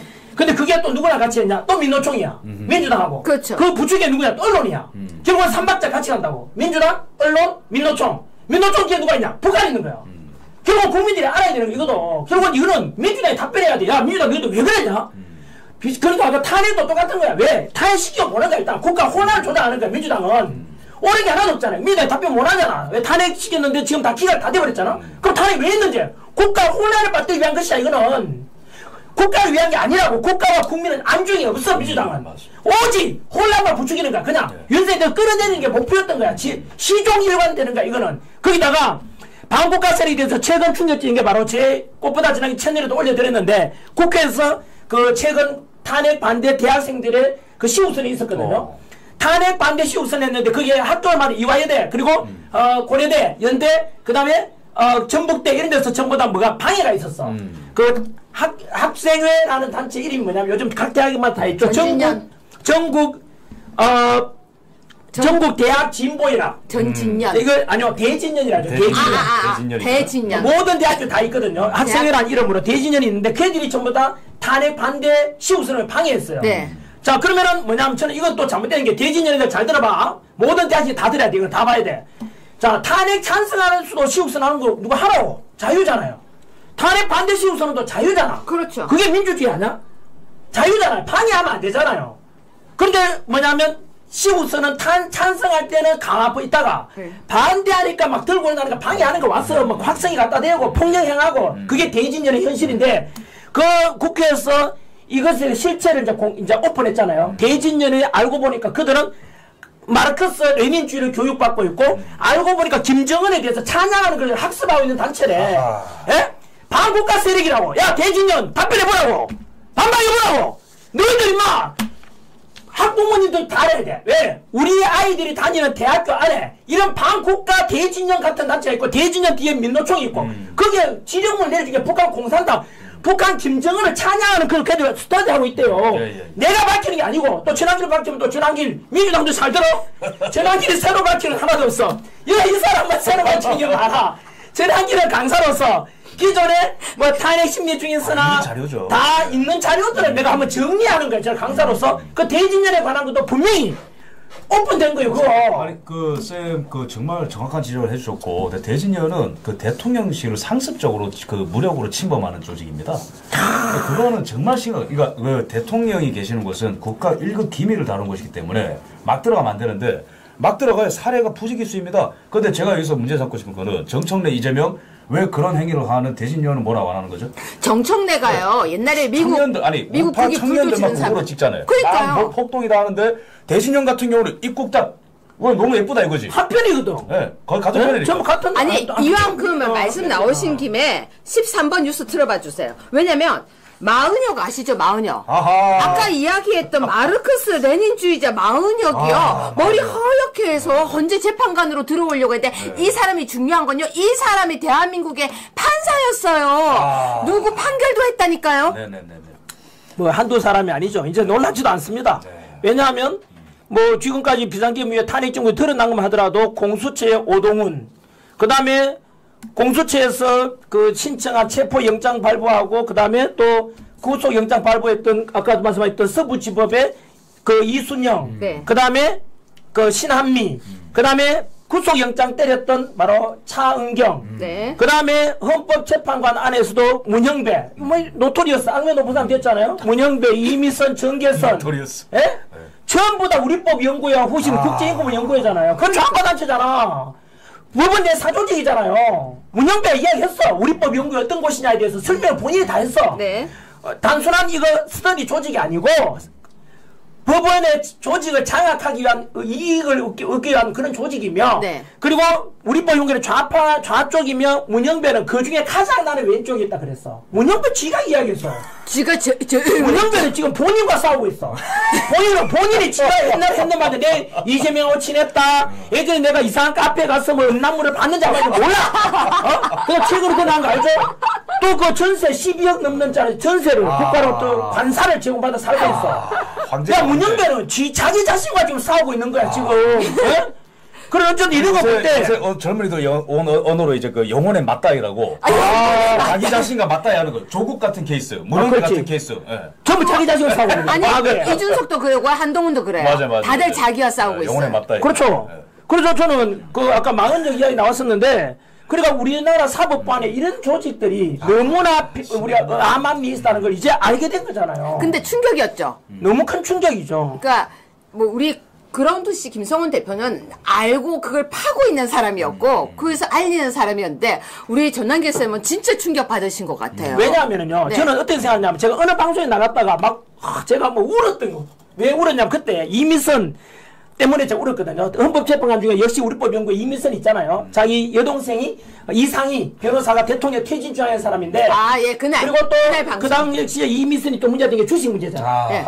자기가 재판에 판결해준 그 재판 그 회사에 그 전에도 주식가 있고 판결 내리고 성소하고 나서 또 주식을 또 사. 이거는 뭐냐 하면은요. 저는 어떤 게 분노하느냐 하면 그 재판에서 이유도 영문도 모르고 패소한 사람이 있을 거 아니야. 알고 보니까 내가 잘못해서 패소했기 싶어서 그래서 알고 보니까 뭐야 이미선은 자기가 이익을 위기 해서 나쁜 판결을 내린 거잖아. 그러면 그때 당했던 사람들 그리고 지금 우리가 우리법 연구회라 우스가 넘어갈 수 없는 게 뭐냐면은 이 사람들이 수많은 범죄 좀 시키면 나는 그렇게 생각해요. 왜냐면 편향된 재판을 했잖아. 거기에서 패소했던 사람들이 있을 거 아니야. 그 사람들은 너무나 억울하단 말이야. 왜? 내가 잘못해서 그런 줄 알았는데 알고 보니까 재판관이 기울어진 재판관이. 근데 그게 재판을 지면요 경제적 손실도 엄청나요. 이것뿐만 아니고 이거는 진짜 있을 수 없는 짓을 한 거야. 원래 그 우리 뭐 있잖아 힘없는 사람들이 나쁜 짓 해도 크게 나쁜 짓 못해. 하지만 우리 화이트 칼라처럼 지도층 있는 사람들이 나쁜 짓 하게 되면 그 폐하 끼치는 게 너무 크다고. 그런데 나는 그런 사람들에 대해서는 그래서 우리가 그 권력이 있을수록 높은 곳에 올라갈수록 노블레스 오블리주 그에 맞는 도덕성과 책임을 아까 말씀드렸잖아요. 정치하는 사람의 가장 기본이 정직과 두 번째 책임이라고. 책임을 질 줄 알아야 된다. 나쁜 일은 책임을 져야 될 거 아니야. 근데 지금 그런데 책임을 져야 되는 게 사실은 근데 아까 그 재판관들도 책임을 져야 되잖아. 어떻게 재판져? 그냥 뭐 아까 성관이도 마찬가지로 이 쓰레기 새끼들 말이야. 네, 성관 얘기로 들어가는데요. 댓글이 너무 재밌어서 제가 몇 개만 소개하겠습니다. 두 분 나와 계신데 꿀잼이래요. 꿀잼. 지금 너무 재밌었어요. 밥도 안 먹겠대요. 댓글이요. 나 밥 못 먹겠다. 지금 너무 재밌다. 아니 두 분이 나오니까 스튜디오가 너무 재밌대요. 사람들, 자 시청자 여러분 지금 두 분 이렇게 앉아서 방송하는 거 보신 적 있으세요? 어떻습니까? 두 분 방송 보니까 어떠신지 댓글 좀 남겨주세요. 그리고 전환길 쌤 말씀을 들으니까 너무 재밌어서 지금 그냥 밥을 못 먹고 입을 벌리고 있다. 이렇게 댓글이 있고요. 또 전환길 쌤 옆의 그라운드 씨는요. 귀엽고 잘생겼다. 아무튼 댓글 잠시 읽어드렸습니다. 방송 출연했지만 그 깜찍하다는 표현을 처음 들어봤는데 제가 오늘 세 명 나오니까 이런 표현도 지금요. 깜짝아 맞아. 아니 오늘 깜찍하대요. 깜찍하고 귀엽다, 사랑스럽다. 만화에 나오는 캐릭터 같은 있잖아요. 어떤 캐릭터요? 그 기여자인데 되게 귀여운. 둘리는 아니고 뭐. 아니 둘리는 아니에요. 둘리는 뭐 약간 아니고 귀여운 있잖아 이런 캐릭터. 짱구도 아니고 뭔가 약간 근데 좀 개발하다. 약간 둘리 아빠 같지 않아요? 네, 아니. 전환길 쌤이 둘리 아빠. 전환길 쌤이 둘리 아빠. 그럼 제가 둘리하겠습니다 오늘. 네, 어쨌든 귀여워요. 전환길 쌤이 약간 둘리 아빠 같고 약간 그 느낌이에요. 아무튼 지금 너무 재밌는데요. 제가 지금 성관이 얘기는 계속 여쭤보겠습니다. 왜냐면요. 성관이도 전환길 쌤이라면 성관이도 분노해요. 왜? 아까 그랬죠. 어떻게 판사가 저 사람을 재판을 치게 했어? 라고 하는데 자, 성관이 자기 자식 취직시키느라 다른 사람 취직 안 시켰고요. 자기 쉬고 자기 휴가 내고. 자, 전환기쌤. 성관이 이 정도인지 아셨어요? 예전부터 성관이는 제가 성관이 비판해서 민주당으로부터 제가 고발당했지 않습니까? 네. 그 영상에도 나와요. 2달 전에 찍었던 그 영상에도 성관이는 그 당시에는 인사채용 비리가 1200건이라 그랬거든요. 네. 그리고 수많은 부정선거 의혹들이 많았죠. 그래서 제가 이건 아니다. 민주주의의 가장 근본이 선거인데 이 선거 관리를 이렇게 부실하면 안 된다. 그래서 제가 그때 분노했었고 이번에 드러난 것이 이제 3단계를 제일 환하게 했거든요. 소노, 중노, 대노까지 올라가게 만들어요. 첫 번째 소노는 뭐냐면 소노는 아니죠. 사실은 진짜 이거부터 대노죠. 인사채용 비리를 비롯한 비리가 878건 밝혀졌잖아요. 그 878건 밝혀졌는데 그 중에서 더 환하게 내는 게 가뜩이나 열받고 있는데 그때 성관이 답변하는 게 야 원래 성관이는 우리 가족 회사야. 두 번째 따라서 친인척 채용은 그동안 당연한 거고 통계에 의하면 5명 중에 1명이 친인척으로 들어갔습니다. 그러면 그거는 그것은 그런 말 하면 안 되죠. 왜냐하면 그 친인척 채용인 걸 모르고 면접관에서 이렇게 모르고 떨어진 사람들이 생각한다면 그들은 저질러서 용서받지 못할 범죄를 저지른 거예요. 그렇죠. 왜냐하면 그 이유 없이 떨어진 사람들은 어떻게 생각하겠어요? 너무 또 똑같잖아요. 이거는 그런 걸 알았으면 내가 지원을 안 했을 거 아니야. 예? 그 순간에 지원도 안 했을 거 아니야. 그러니까 취직을 하러 가질 않죠. 그렇죠. 모르고 있는 상태에 했다면 그 사람들이 너무 억울하잖아. 그게 준비한 거잖아요. 이것들이 그러니까 아버지 진짜 엄마 아빠 빼갖고 힘없는 사람들의 자식들은 그러니까 나가서 뒤져보라 이거 아니야. 부모 고위관리 성관리 고위관리 있는 자녀들은 내 다 나가라 하잖아. 걔들도 말이 되냐고. 그러면은 용서를 구했어야 된다고 사과를 했어야 되는데 이게 당연하다 그랬다고. 미친 새끼들이야 이거는. 아니 성관이가 뭐 우리 가족 회사야? 야 성관이 이 새끼 보고 있나? 너희들 막 월급을 새끼야. 내가 월급을 내 세금을 주고 있다고. 작년에 세금을 27억 5천 납부했다고. 국민들 세금을 가지고 나왔는데 뭐라고? 공무원 야, 자 의의가 없어. 말이 안 나와. 거기다 두 번째. 감사원에서 감사를 했잖아요. 그런데 이제 헌법제 권한 제의 심판인가 뭐 했잖아. 예. 그러니까 성관위에서 감사원에서 감사를 하니까 감찰을 하니까 성관위에서 헌법재판소에다가 우리는 독립기관이니까 헌법재판 그래 감사원에 감사받으면 안 된다. 네. 권한 제의 심판. 그래서 권한 제의 심판 요청했는데 헌법재판소에서 그날 또 판결을 뭐라 하냐면 맞아. 성관위는 독립기관이니까 헌법기관이니까 감히 감사원에서 감찰하면 안 된다라고 심판을 내린 거야. 그렇죠. 이것도 공연이지. 아니 쓰레기 같은 집단 성관위를 그만 감찰 안 하면 누가 감찰하는데? 그만 자체적으로 감찰 안 하고 쓰레기가 쓰레기를 감찰할 수 있냐고? 다 쓰레기들인데. 그리고 나서 내가 표현을 쓰자면 이거는 조폭 마피아야. 왜냐하면은 왜 그랬을까? 알고 보면 국민들 다 알아야 돼. 이거 뭐냐면 그 성관위를 감찰하면 안 된다고 판결한 이 헌법재판소잖아. 현재 헌법재판관 8명 중에 6명이 성관위원장 출신이에요. 그러니까요. 네? 쉽게 말하면 성관위원장이 헌법재판관을 되는 거야. 네. 결국은 뭐냐 하면은 헌법재판소도 판사, 성관위도 판사, 사법부도 판사야. 이거는 결국은 알고 보니까 판사들끼리 전부 다 저희들끼리 짬짬이로 다 한통속인 거야. 그러니까 이거 정화가 안 되잖아요. 정화가 안 돼. 어떻게 그럼 우리가 전부 다 돼지야? 우리가 민주공화국이라고 배웠죠. 민주공화국 주인은 국민인데 네. 우리 국민들이 바꿔야 될 거 아니야. 바꿀 권한이 있잖아요. 에? 성관이 없애야 돼. 성관이도 지금 하여튼 완전히 다음 개헌 때 완전 개편해야 돼. 쓰레기 집단이야. 정화가 되겠어요? 그리고 헌법재판 성관위에서 사무총장이자 차장 나와가지고 그리고 또 노태아이가 성관위원장 나와서 맨날 하는 말이 성관위는 자치로 나아질 겁니다. 부정선거 관련 거 노력합니다. 전부 거짓말이야. 하위권이야 그게? 그래서 아까 다음 개헌 때는 헌법재판도 필요 없고 헌법재판도 지금 뭐 하는데 지금? 헌법재판도 지금 우리가 알기로는 가장 존경받는 헌법 전문가들이 심판하는 줄 알고 권한도 얼마나 커요? 정당 해산권, 위헌 정당 해산권, 그 다음에 대통령 탄핵권, 그 다음에 뭐 권한쟁의 심판, 그 다음에 국민 다 심판하는데 헌법재판소인데 이번에 다 드러났잖아요. 우리가 과거에 헌법재판관들이 이름이 문영배, 이민선, 정정미, 정계선 이걸 우리가 언제 알았어요? 이번에 다 알게 됐잖아. 헌법재판 이름 왜냐하면 하도 썩어 빠지니까 우리 알게 된 거잖아. 불이하고. 이거 이번에 나중에 이제 그 대통령 지금 복귀하면 개헌할 때 다 바꿔야 돼. 맞습니다. 오동훈이 더 싫어요? 노태학이 더 싫어요?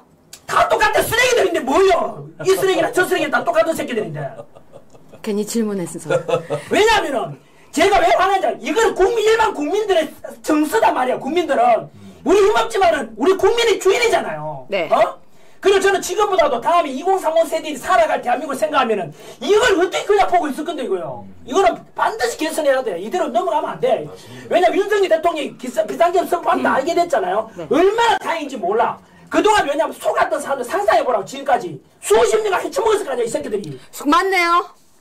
자, PD님 14번 좀 틀어주세요. 14번 좀 틀어주세요. 저보고 그래 이런 말 하더라고. 어느 방송에 전환기 선생님 이미지 관리해야죠. 이렇게 나와서 욕하고 하면은 이미지 다 망할. 전 이미지 생각 안 한다고. 내가 이미지 관리하는 건 뭐 할 건데. 저는 진실을 그냥 알리는 게 목표입니다.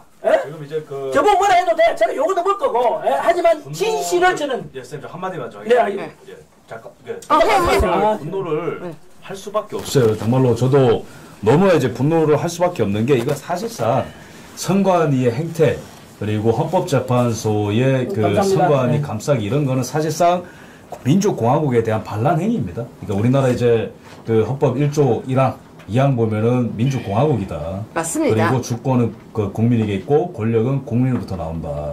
이거 영어로 표현하면 굉장히 멋있거든요. 해보자. 제가 이거 요즘에 헌법을 영어로 외우고 있는데 The sovereignty of the Republic of Korea shall reside in the people and the state authority shall emanate from the people.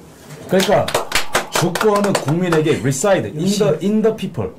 굉장히 멋있는 표현이에요. 그러네요. 그리고 in the people. reside in the people. 예. 그리고 state authority 국가 권력은 국민으로부터 나온다. 그러니까 사실상 민주가 뭡니까? 데모크라시가 뭡니까? 데모스크라토스다. 데모스크라토스. 옛날 헬라어를 민주주의로 영어로 번역하면은 데모크라시가 되는 건데 민중, 국민들의 지배라는 거잖아요. 그러니까 국민들이 이제 지배라는 건데 근데 국민들이 사실상 주권자로서 투표를 행사해서 국회가 결성이 되는 거고 그래서 대통령이 선출되잖아요. 헌법재판관들도 사실상 국민들이 선출하는 거죠. 왜? 대통령이 임명하고 대법원장이 임명하고 국회가 이제 추천하는 거니까. 그럼 사실상 국민을 빼면은 대한민국은 민주공화국은 껍데기가 되는 겁니다. 근데 보세요. 우리나라가 주권이 국민에게 있다라는 것을 확인하는 절차가 선거입니다. 근데 선거에 대해서 이렇게 많은 어떤 부정 비리가 나오고 얘기가 많이 나오고 학식 있는 사람들이 지적을 하면은 배 다 까가지고 자 서버 내놓겠습니다. 자 보십시오. 통합선거인 명부 여기 있습니다. 보십시오. 전자개표기에 대해서 자 포렌식도 우리가 내놓겠습니다. 그 다음에 독일, 미국, 캐나다, 일본이 갖고 있는 선진적인 제도를 딱 기준을 제시하면서 바뀌겠습니다.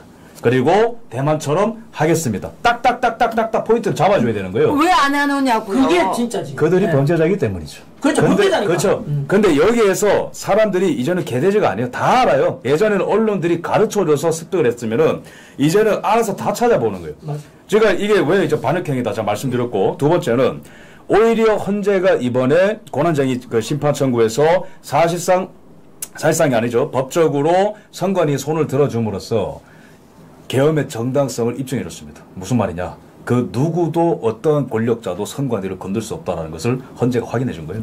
맞습니다. 맞습니다. 그게 똑같은 헌법기관이잖아요. 네. 감사원이 똑같은 헌법기관입니다. 똑같은 헌법기관도 선관위를 못 건드려. 그 다음에 국정원은 100%의 장비를 다 받습니까? 5%밖에 못 받습니다. 그러면은 검찰도 수사를 한 적 있나요? 부정선거 관련해서 수사한 적 없습니다. 그 다음에 김세환 사무총장이 핸드폰에 있는 자료를 증거 인멸했기 때문에 작년 가을에 검찰이 김세환 사무총장에 대해서 구속영장을 청구한 적이 있어요. 법원이 그걸 기각했습니다. 사실상 검찰도 못 건드려요. 감사원도 못 건듭니다. 국정원도 못 건드립니다. 그럼 누가 건들 수 있죠? 아무도 못 건드는 거예요.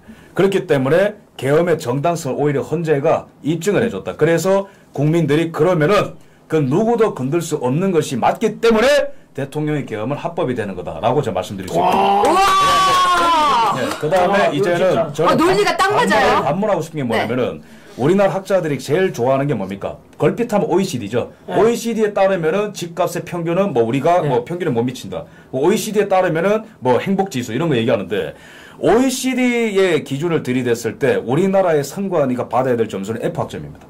자, 독일 같은 경우는 연방제죠. 각 주별로 선거법이 다 달라서 잘하는 주를 따라가게 돼 있어요. 근데 우리는 중앙선관위가 타락을 해서 사실상 모든 선거를 다 지배를 하는데 견제할 수 있는 표본이 존재하지 않습니다.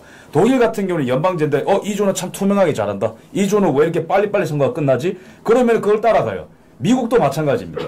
캐나다는 1년에 한 번 선관위가 감사원에 감사를 받아요. 캐나다가. 이런 우수한 제도들이 있는데 선관위는 무조건 저희를 믿어주십시오. 우리는 잘못이 없습니다. 자체적으로 하겠습니다. 자체적으로 해가지고 자 보안점수 보십시오. 국정원의 그 보안점검 요구 때 선관위가 뭐라 얘기했냐면 자체적으로 우리가 해봤는데 우리의 보안점수는요 만점입니다 이렇게 얘기했어요. 근데 국정원이 들어가서 딱 해보니까 당신들 30점입니다. 그 다음에 채용 관련해서도 감사원에 감사 들어오기 전에 우리가 자체적으로 내사에 착수했는데 채용 비리는 없습니다. 감사원에 들어가니까 1200건이 나왔어요. 이런 조직을 뭘 믿고 이거 선거제도를 개선하더라. 이거는 외부의 어떤 개입이 필요하기 때문에 그래서 개헌을 하면은 선관위는 박살을 내야 되고요. OECD의 모든 좋은 기준들을 다 끌고 와가지고 완전히 바꿔놔야 됩니다. 그러니까 다 까라고 했잖아요. 근데 국민들은요 이제 다 까! 그런데 까면 되거든요. 근데 못 가고 있는데 한길쌤 제가 부탁 하나만 드릴게요. 우리 아투 구독 좀 해달라고 한 번만 말해주세요. 네, 아투 그 구독 좋아요 해주세요.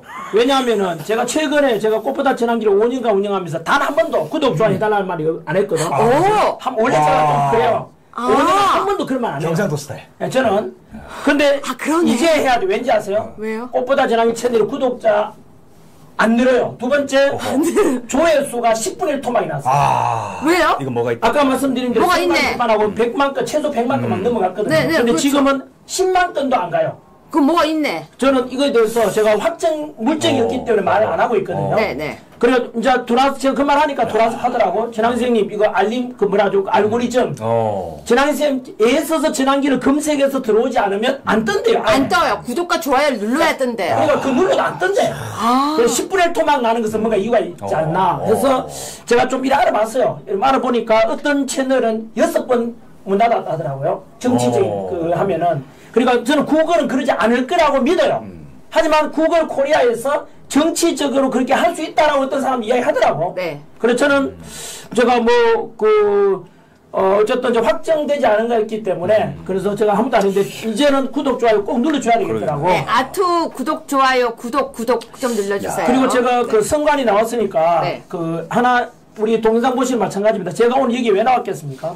알리려고. 예, 국민들에게 진실을 알리기 위해서 그러니까 선생님이 나오시면 알리는 게 효과적이니까 그래서 알리려고. 요즘 와서 좀 뜯는 말이 정치적으로 제가 자주 하는 말이 플라톤이 했던 말 국가론이 나오는 바로 정치를 외면하는 가장 큰 대가는 가장 저질스러운 인간들에게 지배를 당하는 것이다. 제가 좋아하는 말이에요. 그죠? 그러면 제가 또 부탁드리고 싶어요. 잊으면 안 돼요. 이런 문제가 많잖아요. 이걸 투표 때까지 기억해야 돼요. 잊어버리면 개돼지가 되는 거야. 그걸 이용해서 개돼지로 보기 때문에 탄핵을 시켜도 너희들 뭐 하겠냐? 무관심하잖아. 먹고 살기 바쁘니까 정치 관심 갖지 마. 우리 탄핵하자마자 알아서 할게. 이게 그렇게 되는 거예요. 선관위도 똑같은 거야. 야 너희들 뭐 지금 국회에서 우리 문제 있다 해도 알아서 할게. 또 국민들 외면하거든요. 먹고 살기 바쁘니까. 그러면 결국은 계속해서 개선이 안 돼. 그래서 저는 국민 여러분들께서 분명히 이번에 의식이 깨야 되고 2030이 제일 먼저 깼잖아. 그래서 왜? 그들이 살아갈 세상이니까. 전환기님이 50년 넘게 살아가니까 내 살 날보다는 2030 세대들이 살아갈 날이 많잖아요. 그들이 주인이에요. 곧 메인스트림이 될 거니까. 그래서 깨달았잖아요. 절대 잊으면 안 돼. 지금 뭐 좋아요 댓글 키키키키 전환기쌤 멋있었어요. 솔직히 그런 것보다 기억을 하라고. 기억을 메모 좀 하고 여러분 지금부터 그리고 정치에 참여해야 돼. 참여하면 뭐냐면은 정치에 참여. 우마우당이라고 있죠. 우마우당. 4천만 명이 우리나라에 지금 댓글 달고 있다고 당원들 네이버 이런데 들어와서 전환기 뉴스들은 욕밖에 없어. 50%는 칭찬 있어야 되잖아. 대통령 지지율 생각하면은 우파니까 보수니까. 근데 욕밖에 없어. 왜 그럴까? 그러니까 우리 끼어 있는 사람들이 댓글에도 참여를 해야 돼. 왜냐하면 우마우당에 맞서 싸워야 돼. 14번 뉴스 빨리 좀 틀어주세요. 중국 14번. 공화당에 맞서 싸워야 돼. 때려잡아야 됩니다. 우리 전환기 쌤 모셨을 때 하하. 저거 어떻게 생각하세요? 자, 잠깐 일부러 선생님 분노 폭발하는 아니, 자 보니까 기독교 하면서 MBC잖아. 야, MBC 잘 들어. MBC하고 JTBC는 가짜뉴스 생산 기지야. 역시. 네. 왜냐면 MBC가 내가 왜 그러냐. MBC가 먼저 내가 공개한 내를 네가 누군지 먼저 공개했잖아. 전환기로 거구라며. 증거대봐. 그리고 대통령 비상기업이 곧 내란이라 했잖아. 야, 증거대봐. MBC 기자들 좀 파이지 않냐?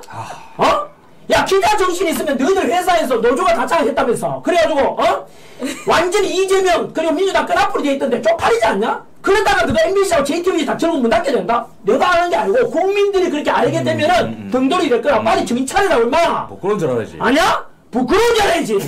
기자 정신 있잖아. 야, 너희들 내보다 나이 젊은 기자들 잘 들어. 내가 50대잖아. 야, 너희들 20, 30대 젊은 엘리트 기자일 건데 기자 정신은 진실을 보도하는 건데 쪽팔리지? 안 그래? 너희가 생각도 쪽팔리잖아. 맨날 민주당 끄라풀려라. 민주당 소리 이재명 그대로 돌려주고 MBC, JTBC 정신 차리라고. 전환길 거부야? 내가 평화 좋아하고 임마 한 번도 폭력 조장이 없고. 두 번째, 뭐 내란이 곧 비상기업이 내란이라고? 야, 거짓말 선동이잖아. MBC, JTBC. 임마들 말이야. 지금 뭐라고? 거부. 다시 보여주세요. MBC. 다시 보여주세요. 기독교 탈원성 거부 선동받은. 야! 참, 기독교 탈은 금선, 나 그거가 아니라 그랬어. 두 번째, 너희들이 거짓 선동하는 걸 나는 진실을 밝혀주고 있어. 누가 진실이고 누가 참인데, 거짓성 진실 이길 수가 없어. 너희들은 전환기를 못 이겨. 왠지 알아? 너희들은 거짓말 생산하는 공장이잖아, 뉴스로. 개별스. 개별스잖아. 거짓말도 반복하면은, 진실이 된다고. 하지만 전환기는 오직 진실만을 이야기해. 따라서 결국에는 어둠이 빛을 이기지 없듯이 결국 나는 빛을 쫓아가고 있고 전환기는 진실을 이야기하고 있어. 맞습니다. 결국에는 전환기를 이길 거라고. 이걸 나 국민들이 다 알고 싶어. 맞습니다. 그래서 MBC와 전환기를 비교해달라고. 누가 더 옳은 소리 하는지를. 근데 그 MBC가 방금 누구를 인용한 건가요? MBC가 한 말은 알고 아니, MBC가 보세요. 인용했는데. 그 기사 한번 네. 보세요. 되게 재밌어요. 그 기사 틀어주세요. 네. 밑에 더 올려보세요. 되게 재밌어요. 이렇게 보면은 누구예요 이거? 누구라고 안 하고 네. 일부 목사들과 강사들과 이러면서 극우 선동가래요. 이게 뭐냐면 의도가 네. 있어요. 그러니까 왜냐면 제가 MBC와 그래서- JTBC는 그렇죠. 왜 그러면 극우라고 하느냐? 보수 우파들을 분열시키기 위한 책동이야. 두 번째, 그럼요. 기독교를 가지고 또 분열시키기 위한. 기독교 안에도 고단들 야, 동참하지 마. 제발 부탁인데, 윤석열 대통령으로 가지 마. 그리고 너희 그 일하면 극우야. 네, 거부하잖아. 근데 정확하게 하나 말씀드리면은, 마르크스가 했는 말입니다. 공산주의를 만든 마르크스는 종교는 인민의 아편이라 그랬어. 종교는 인민의 아편이라 그랬거든요. 사회주의 국가 공산주의는 종교가 없잖아요. 북한에 종교 어디 있어요? 중국에 종교 없잖아요. 이것처럼 저는 진보 목회자분들께 꼭 부탁드리고 싶은 이겁니다. 재량길이가 지금 주장하는 게 뭔데요? 우리가 사회주의가 되고 중국 제2의 홍콩이 돼버리면 종교가 없어지거나 중국처럼. 그쵸. 그러면은 없죠. 교회도 없어. 네. 템플도 없어. 성당도 없어. 따라서 무엇이 종교의 전환기는 뭘 주장하는데 I am Christian. 저는 당당히 말합니다. 예? 저는 제가 50년 살면서 가장 잘하는 것이 저는 예수 믿게 된 거거든요. 그렇죠. 왜냐하면 내가 복음을 부끄러워하지 아니하노니 이 복음은 모든 믿는 자에게 구원을 주신 하나님의 능력이 됩니다. 저는 연설 나가도 이야기하자. 저는 크리스찬이라고. 불교 믿는 사람 불교 믿어라. 종교의 자유가 있는 게 얼마나 좋은지. 나는 이런 자유민주주의 대한민국이 좋다라고 하거든요. 근데 지금 저렇게 하는 이유는 뭐냐면은 바로 좌파 편을 좀 들어달라는 거야. 그럼 목회자분들 중에서도 마찬가지로 생각하야 인정해. 저도 똑같았잖아요. 왜냐면 목사님들 되게 조심스럽거든요. 그게 왜냐면 성도들 믿는 사람들 중에서는 진보도 있고 보수도 있을 거 아니에요. 그러면 굉장히 민감하잖아요. 전환길도 역사가 20명이 남는데 정치하기 잘 안 해요. 그렇죠. 그 때문에. 네. 하지만 아까 말씀드린 대로 이해는 돼요. 그 목사님들. 그분들은 훨씬 더 성경 지지도 전부 다 더 높을 거고, 저는 일반 평성도의 입장에서 말씀드리면은 대한민국은 지금 역사적으로는 제가 생각하는 게 지금 위기다. 우리가 뭘 주장하는데 자유민주주의 수호잖아요. 자유민주주의라는 게 뭔데? 곧 종교의 자유도 우리 믿어야 수 있어야 되잖아요. 어느 순간에 독일에도 그랬다. 독일 히틀러 나치 나올 때 그 당시에 무슨 목사님이 이러면 안 된다 해가지고 그 사람 죽었어. 네, 바로 죽었죠. 나머지 목사들은 그냥 가만히 있어 침묵했거든요. 네. 침묵하다 결국은 종교 다 사라졌잖아요. 우리나라도 그렇게 될 수 있다는 거죠. 그래서 김대중 대통령이 했는 말씀이죠. 행동하지 않는 자의 양심은 악의 편이라고. 행동하지 않는 자의 양심은 악의 편이라니까. 침묵한. 그래서 불의를 보고 침묵하는 것은 악의 편이야. 전환기나 왜 분노하는데 선관에 대해서 왜 분노하는데 제가요 헌법자 왜 분노하는데 그거 불이잖아. 이 기사 보여주면 또 화낼 것 같은데 7번입니다. 그만하시죠. 제가 원래 뒤에 이만큼이 더 있는데 그래? 이거 몇 개만 더 할게요. 지금 뒤에 여쭤볼 게 너무. 아시아투데이 그 방송 되게 전문화돼 있네요. 뭐 미리 다 준비했다가. 네, 이 사람이요 단식 투쟁을 하겠다는데요. 탄핵이 기가 되면 자기 죽을 때까지 한대요. 그냥 짧게 이거 멘트 해주세요. 이 사람도 오동훈하고 똑같고 문영배하고 똑같네. 문영배 왜 자기 자신과 또 싸우겠는데? 네? 저는 그 김상욱 의원한테 네. 이제 그 말하고 싶은 게 뭐냐면은 지금부터 하세요. 왜 기각이 되면 하겠다고 조건부를 붙입니까? 정말로 나라를 구할 진정성이 있다면은 지금부터 하는 게 진정성 있는 거고 왜 탄핵이 기각되면 하겠다라는 거죠? 그리고 제가 이제 말하고 싶은 거는 아무리 단식을 해도 관심을 가질 사람들이 없어요, 이제는. 이미 계엄령을 이후로 사람들이 많이 깨어났고 네. 누가 진짜로 고가 대한민국 세력인지 아닌지는 다 구별을 할 수 있습니다. 그래서 뭐 단식을 하시든지 말든지 그거는 뭐 저는 저의 관심사가 아니고 정말로 진정성 있다면 지금부터 해라 이런 말씀을 드리고 싶습니다. 근데 저거요 무슨 뜻인지 아세요? 네. 각하되면 안 하겠다는 거예요. 그런 함정이. 저거 지금 저 사람 법률가잖아요. 그러네 묘하네. 기각 또는 각하라고 해야 진짜 하는 건데 나중에 말 바꿀 수 있으니까. 임명은 안 되고 기각되면은 단식하는데 각하되면 안 한다는 거예요.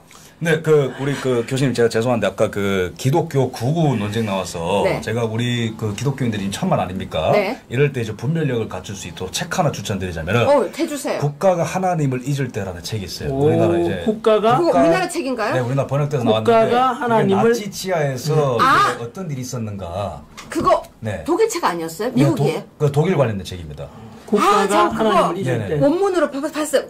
그러세요? 엄청 유명한 책이죠? 예, 이길 네. 때 알죠. 그러니까 당시에도 이제 쌤께서 말씀하셨지만 나치 치하에서 이제 입 닫고 침묵했었던 교회들이 상당히 많습니다. 근데 네. 당시에 논리가 뭐였냐면 우리 게르만 민족을 좀 편안하게 해준다는데 저 히틀러가 맞지 않냐? 그렇죠. 어떻게 보면은 상당히 매혹적인 그런 선동에 다 넘어간 거죠. 그리고 당시에 대중의 광기에 다 휩쓸려 나간 것인데 네. 그러면 이 책이 던지는 질문은 뭐냐면은 이제 사람들도 히틀러를 찬양을 하고 히틀러도 뭔가 정당성 있는 저 책이요. 네, 하나님을 있습니다. 예, 예. 굉장히 좋은 책인데 어쨌든 대중들이 막 이제 열기가 띄고 그다음에 지도자도 뭔가 사람들한테 듣고 싶은 말들을 해줄 때에 예. 우리 기독교인들의 준거 틀이 뭐여야 되냐? 그것은 첫 번째 성경이다. 두 번째로는 보편적인 인권과 가치와 방향성이다. 그거를 잊으면 안 된다는 거죠. 그러면은 국가가 이제 우리가 독일 근현대사를 보면은 히틀러가 유태인들을 잡아 죽였다. 이거 굉장히 이제 반인륜적인 행위죠, 그죠? 그렇죠. 그러면은 이거는 정치학적인 해석인데 그러면은 왜 그렇게 윤리적으로 무감각해졌는가? 그걸 봐야 됩니다. 그런데 저 책이 제시하는 건 뭐냐면은 독일 기독교가 타락을 했고 하나님을 잊었고 그래서 윤리가 타락했고 무감각해졌고 그래서 히틀러의 선동에 넘어갈 수 있게 되었다. 여기서 빠진 질문은 뭐냐면은 우리가 하나님 편에 서 있는가 굉장히 중요한 질문입니다. 그러면은 성경이 말하는 가치와 방향은 뭔가? 보편적인 인권, 생명, 신체, 발언의 자유죠. 근데 당시에 독일은 내 안위, 내 자유, 내 재산을 지키기 위해서라면은 유대인이고 뭐고 다 죽여도 된다. 완전히 그냥 양심적으로 마비가 된 거죠.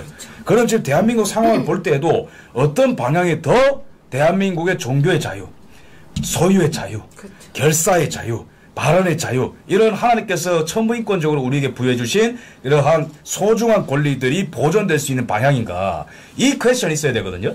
그런데 저는 묻고 싶은 게 뭐냐면은 과연 민주당의 방향이 바로 그건가? 차별금지법은요 목사님들의 설교에 대해서 제약을 거는 엄청나게 무시무시한 법이에요. 차별금지법 안에는요 네. 동성애 찬성이 들어있어요. 이거 하면은 재갈 물린다는 거거든요. 그러니까 동성애 이야기를 거기다가 집어넣어가지고 이재명 보세요. 차별금지법 찬성한다고 버젓이 과거 발언 있습니다. 동성애자들을 공무원들 쿼터제로 등용했다고 발언한 게 이재명이에요. 그러니까요. 소유 25만 원 뿌리겠다. 그거는 남의 거 뺏겠다라는 거. 뺏어서 개돼지로 길들이겠다는 거고 일하지 않은 자 먹지도 말라. 성경은 게으름을 죄로 여깁니다. 그러면은 잘 보세요. 설교에 대한 예배에 대한 제약을 거는 법안을 추진하는 정당과 그 당대표 그 다음에 카카오톡 메시지를 들여다보고 발언을 제약하는 이러한 정당 그 다음에 뭡니까 동성애를 찬성하고 그 다음에 중국 공산당은 인권 말살국가 아닙니까 이런 정당과 이런 국가와 놀아나는 민주당과 당대표는 당연히 하나님 반대편에 있는 겁니다. 그러면은 제가 묻고 싶습니다. 지금 그러면 과연 나치에 부역하는 기독교인들은 누구냐? 민주당을 따르는 기독교인들입니다. 제가 사실 주제에 원래 차별금지법을 갖고 왔었어요. 그러세요? 차별금지법은요, 되게 멋있게 만들어진 과일 바구니 안에 독사과 조항을 넣은 거예요. 특히 아까 말했던 그 동성애 부분인데, 자, 일단 몇 개 빠르게 넘어가겠습니다. 근데 제가 아는 그 대형교회 목사님께서도 사실은 그 목사님들 대부분 심정이 그럴 거예요. 왜냐하면 저는 제가 3일 전에 이틀 전이었네요. 어떤 교회에 가서 제가 정치적인 멘트를 했잖아요. 그 중에 한 분이 그만 이야기하세요라고 했거든요. 한 1000명 중에서. 좀 당황스럽지만 제가 저는 다른 분들은 뭐야라고 했지만 저는 아니요. 이게 대한민국 현실일 겁니다. 뭐라고 이야기했냐면 그분한테 맞다고. 지금 대한민국 현실이 이럴 거고 각 교회도 마찬가지일 거다. 목사님들께서는 천안길 생각에 동의하고 자유민주 수호해야 되는 거 맞고 자유민주 수호를 주장하는 게 윤석열 대통령이 직무 복귀시키고 그런 체제라는 걸 동의해요. 하지만 대놓고 말하기가 힘들다는 거예요. 대놓고. 왜냐하면 그래서 제보고 대형교 목사님도 전세 힘내세요. 지지합니다. 하지만 본인은 말하기 힘들다는 거예요. 왜냐하면 그 성도들 중에 진보도 많고 보수 있으니까. 그래서 저는 이것을 그 다음 단계가 뭐냐. 전환길이 부르짖는 건 갈등이 아니고요. 저는 그 다음 단계 뭐냐면 그래 이해한다. 하지만 시간이 지나면은 결국은 우리가 통합으로 가고 화합으로 가고 그래서 이걸 계기로 해서 전 국민들이 이제 다 알아야 되고 알고 나면은 우리 동서통합을 넘어서 남북평화통일을 와서 남북 간에도 이제 화합을 가고 북한에도 선교도 하고 종교의 자유를 허용할 수 있도록 우리 해야 되지 않겠습니까? 이렇게 저는 나아가고자 하거든요. 그래서 위기라는 말은 우리 위험 더하기 기회의 합성이지 않습니까? 대한민국 이번에 비상기업을 통해서 지금 정치, 경제, 사회 다 혼란스럽지 않습니까? 이걸 계기로 해서 전 국민들에게 저는 그걸 호소하고 싶고 그 다음 단계가 이겁니다. 직무복귀, 대통령 직무복귀하고 나면 그 다음 단계는 우리 통합으로 가야 된다. 그러기 위해서 저는 이런 과정이 있다고 생각하거든요. 아픔이지만 그렇죠. 경고해주는 과정. 저는 그날 제가 그 교회에서 그분께도 그대로 말씀드렸습니다. 맞습니다. 우리도 그리고 귀하께서도 이 사실 아셔야 되고 충분히 저는 이해합니다. 지금은 우리가 존중합시다. 다만 시간이 지나면서 무엇이 옳은지 그런지가 드러나지 않겠습니까? 그때 내가 자연스럽게 그때 계몽되면 됩니다. 제일 먼저 계몽되고 하잖아요. 이것처럼 계몽 속도 빠르잖아요. MBC, JTBC가 절대 전환기를 못 이기는 이유가 그들은 거짓말을 자꾸 선동하고 원래 거짓은 진실을 이길 수가 없어요. 그렇죠. 전환기는 진실을 이야기하니까 결국에는 뭐냐면은 전환길 이야기가 옳았다는 걸 나중에 알게 될 거예요. 왜냐면 전환기는 거짓말 안 하니까 이게 다 하잖아요. 숨겼던 사람들은 드러날 게 있지만 그래서 결국에는 대한민국이 다 계몽되고 그래서 민주당도 결국 바뀔 거라고 생각해요. 왜? 지금처럼 민주당의 모습은 민주가 없잖아요. 독재고 협박하고 막 그러잖아요. 이거는 과거 민주화운동 했던 사람들에게도 등 돌리게 만들기 때문에 지금은 그러니까 이재명을 중심으로 한 약간 조폭조직처럼 사조직처럼 이렇게 충성파가 남아있지 않습니까? 국민은 안중이 없고 그래서 결국에는 어떻게 될 거냐면 이게 영원할 수가 없습니다. 그래서 결국은 민주당에서 이제 결국 깨닫게 되고 그 안에서도 나중에 국민들까지 다 알게 돼가지고 결국에는 결국에 지금 민주당의 모습은 진보다 저 극히 극소수로 전락할 거고 그 다음에 이런 보수 이쪽이 메인이 될 거라 생각하거든요. 그리고 또 그라운드 씨가 며칠 전에 했던 멘트 중에 그런 게 있었어요. 뭐냐면 우리가 진보라고 이야기하고 우리가 보수라 이야기하면은 준한길은 보수하면 옛날 걸 좋아하는 그건 옛날 거는 좋아하는 것은 지킬 숫자 옛구자죠. 옛날 걸 지키는 수구예요. 수구. 보수는 그게 아니거든요. 보수가 그게 아니고 보수는 이쪽 1호 가잖아요. 우리가 수천 년간 지켜온 소중하게 검증된 가치를 존중하는 거죠. 정치적으로 자유민주주의가 더 좋지 않습니까? 공산주의보다. 경제적으로 사회주의 체제보다는 자유시장 경제가 더 좋지 않습니까? 노사 간에도 갈등 대립이 아니라 서로 존중하고 남녀 간에도 마찬가지로 페미 이거 진보라 하지만 그게 결국 갈등이잖아요. 그게 아니라 남녀는 서로 도와야 되고 화합해야 되고 가정이라는 가치가 존중되고 종교의 가치 또는 우리 자유 이런 걸 존중 이런 게 보수예요. 그러면 스스로 나는 진보라고 생각했던 분들에게 단호히 묻고 싶어요. 우리 대한민국의 진보는 뭐냐면 말씀하셨죠? 대한민국의 진보는 친북 아니면 친중이에요.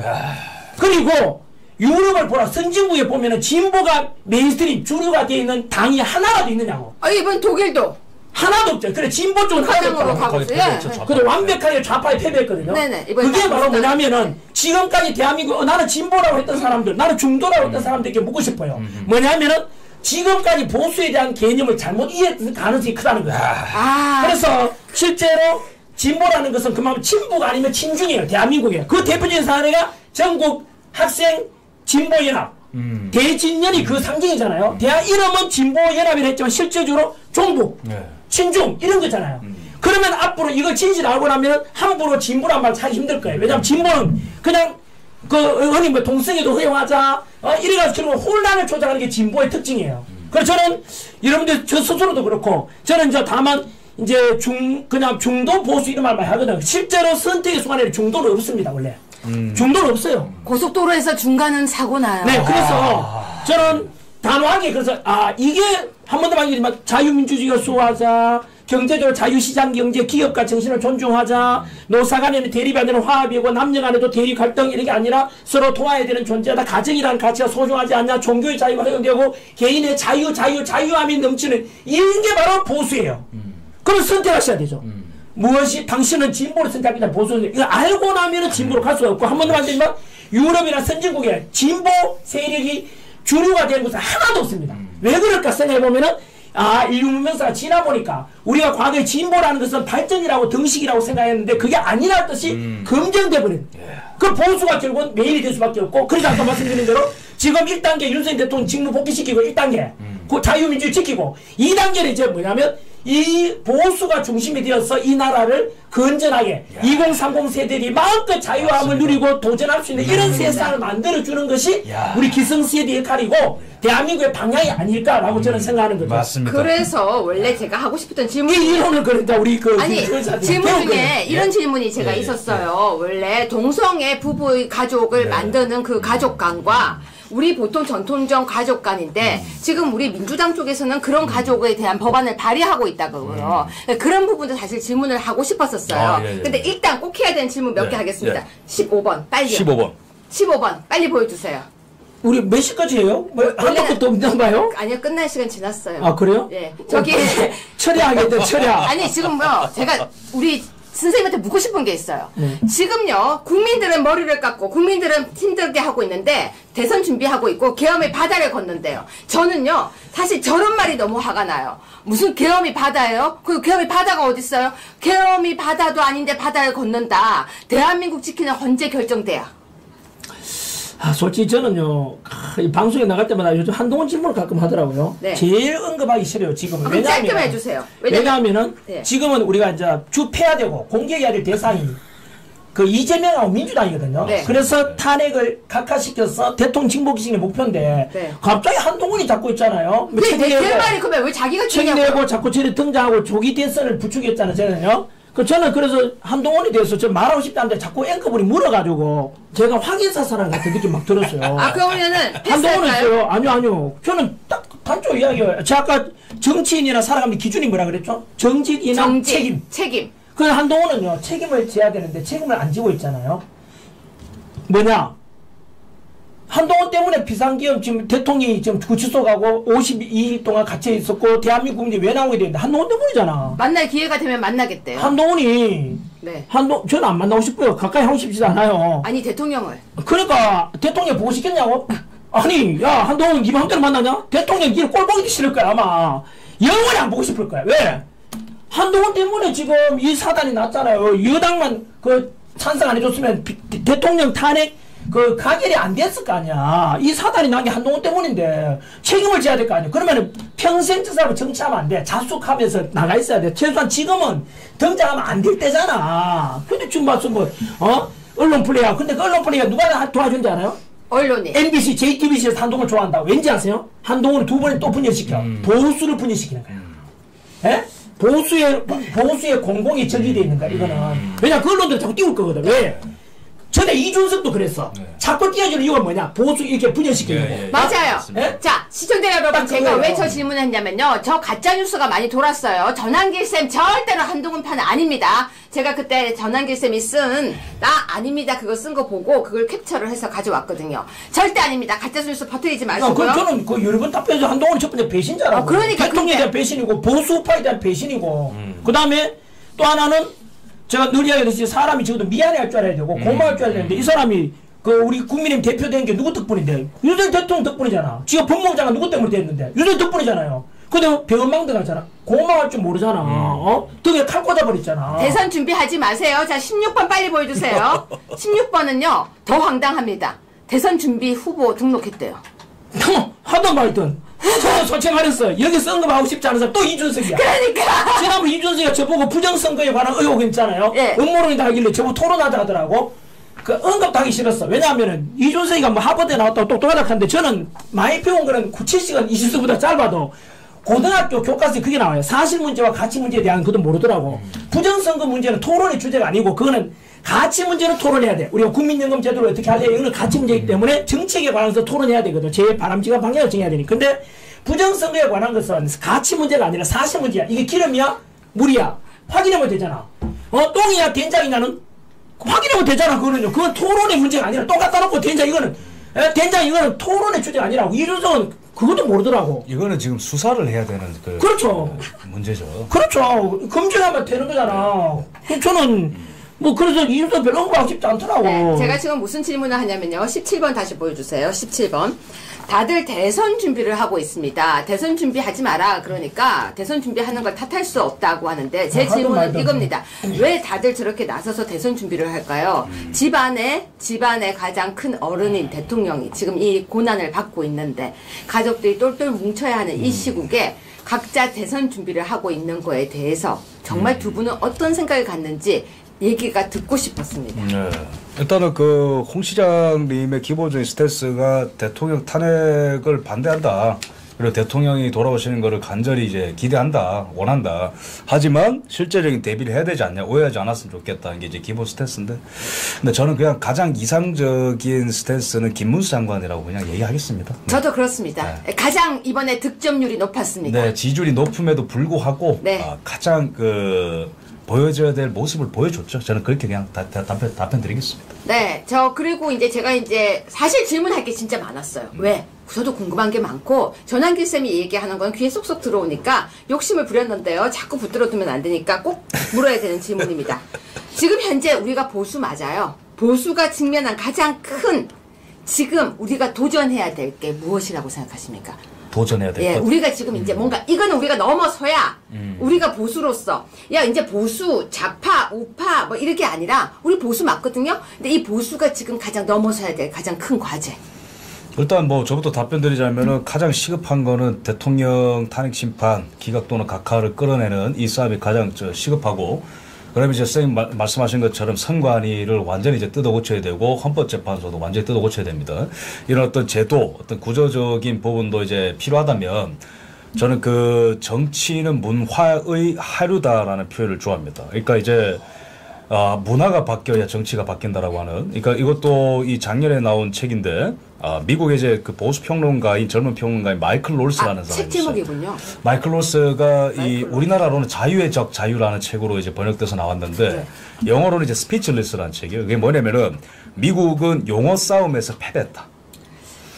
그래서 제가 여기서 꼬집어 근데 그 저자가 이제 그 책에서 한 말이 정치는 문화의 하류다. 그럼 문화는 뭐냐? 언어가 결정합니다. 그렇죠. 그럼 언어, 문화, 정치 순으로 이제 개혁이 되는 건데 그 정치인들이 부르짖는 정치 개혁이 왜 잘 안 되냐? 문화가 바뀌지 않아서 그렇고 언어가 바뀌지 않아서 그렇습니다. 네. 그러면은 제일 급선무는 저보고 정치하라고 하시는 분들이 많은데 저는 당분간은 계획이 없고요.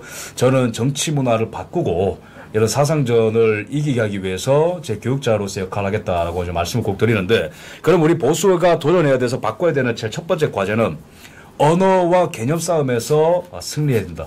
이런 말씀 드리겠습니다. 그래서 보수가 무엇인지, 그렇죠. 좌파가 무엇인지, 그 다음에 민주란 무엇인지, 주권이란 무엇인지, 법치란 무엇인지, 이거에 대해서 다들 용어를 남발하지만은 사실상 이게 무슨 말인지 이게 말해보라 하면은 말할 수 있는 사람 별로 없어요. 그래서 이렇게 혼란스러울 때일수록 기본으로 돌아가야 된다.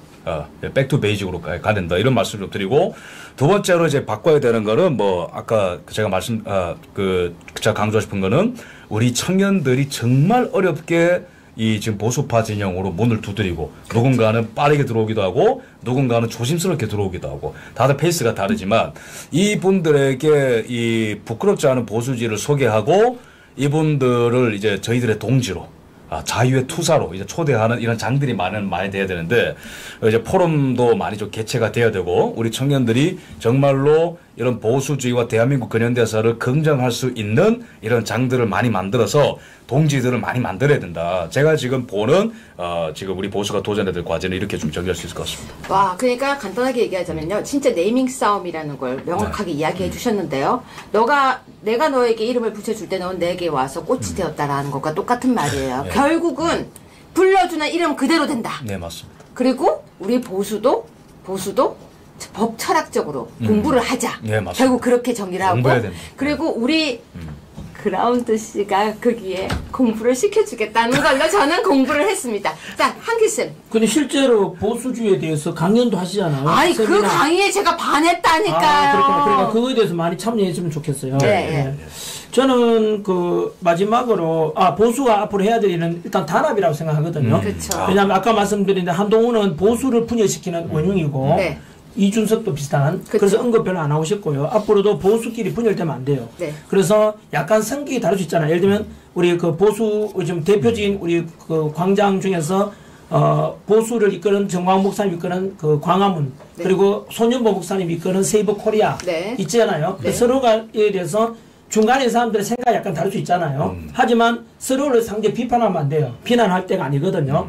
왜냐하면 우리가 같은 자식을 낳아도 아들, 딸, 같은 엄마, 아빠지만 애 성격이 다르잖아요. 똑같을 수가 없듯이 약간의 차이는 있었지만 크게 보면 다 하나거든요. 보수에 대해서. 그래서 그렇게 긍정적으로 봐주고 그걸 분열시키려는 사람들이 MBC나 JTB처럼 이런 언론되니까 그게 우리가 속아 넘어갈 필요가 없다는 말씀 드리고 싶고, 그 다음 저는 오늘 못한 이야기가 선관위에 대해서 이런 말씀 드리고 싶어요. 앞으로의 방향 어떻게 할 것이냐.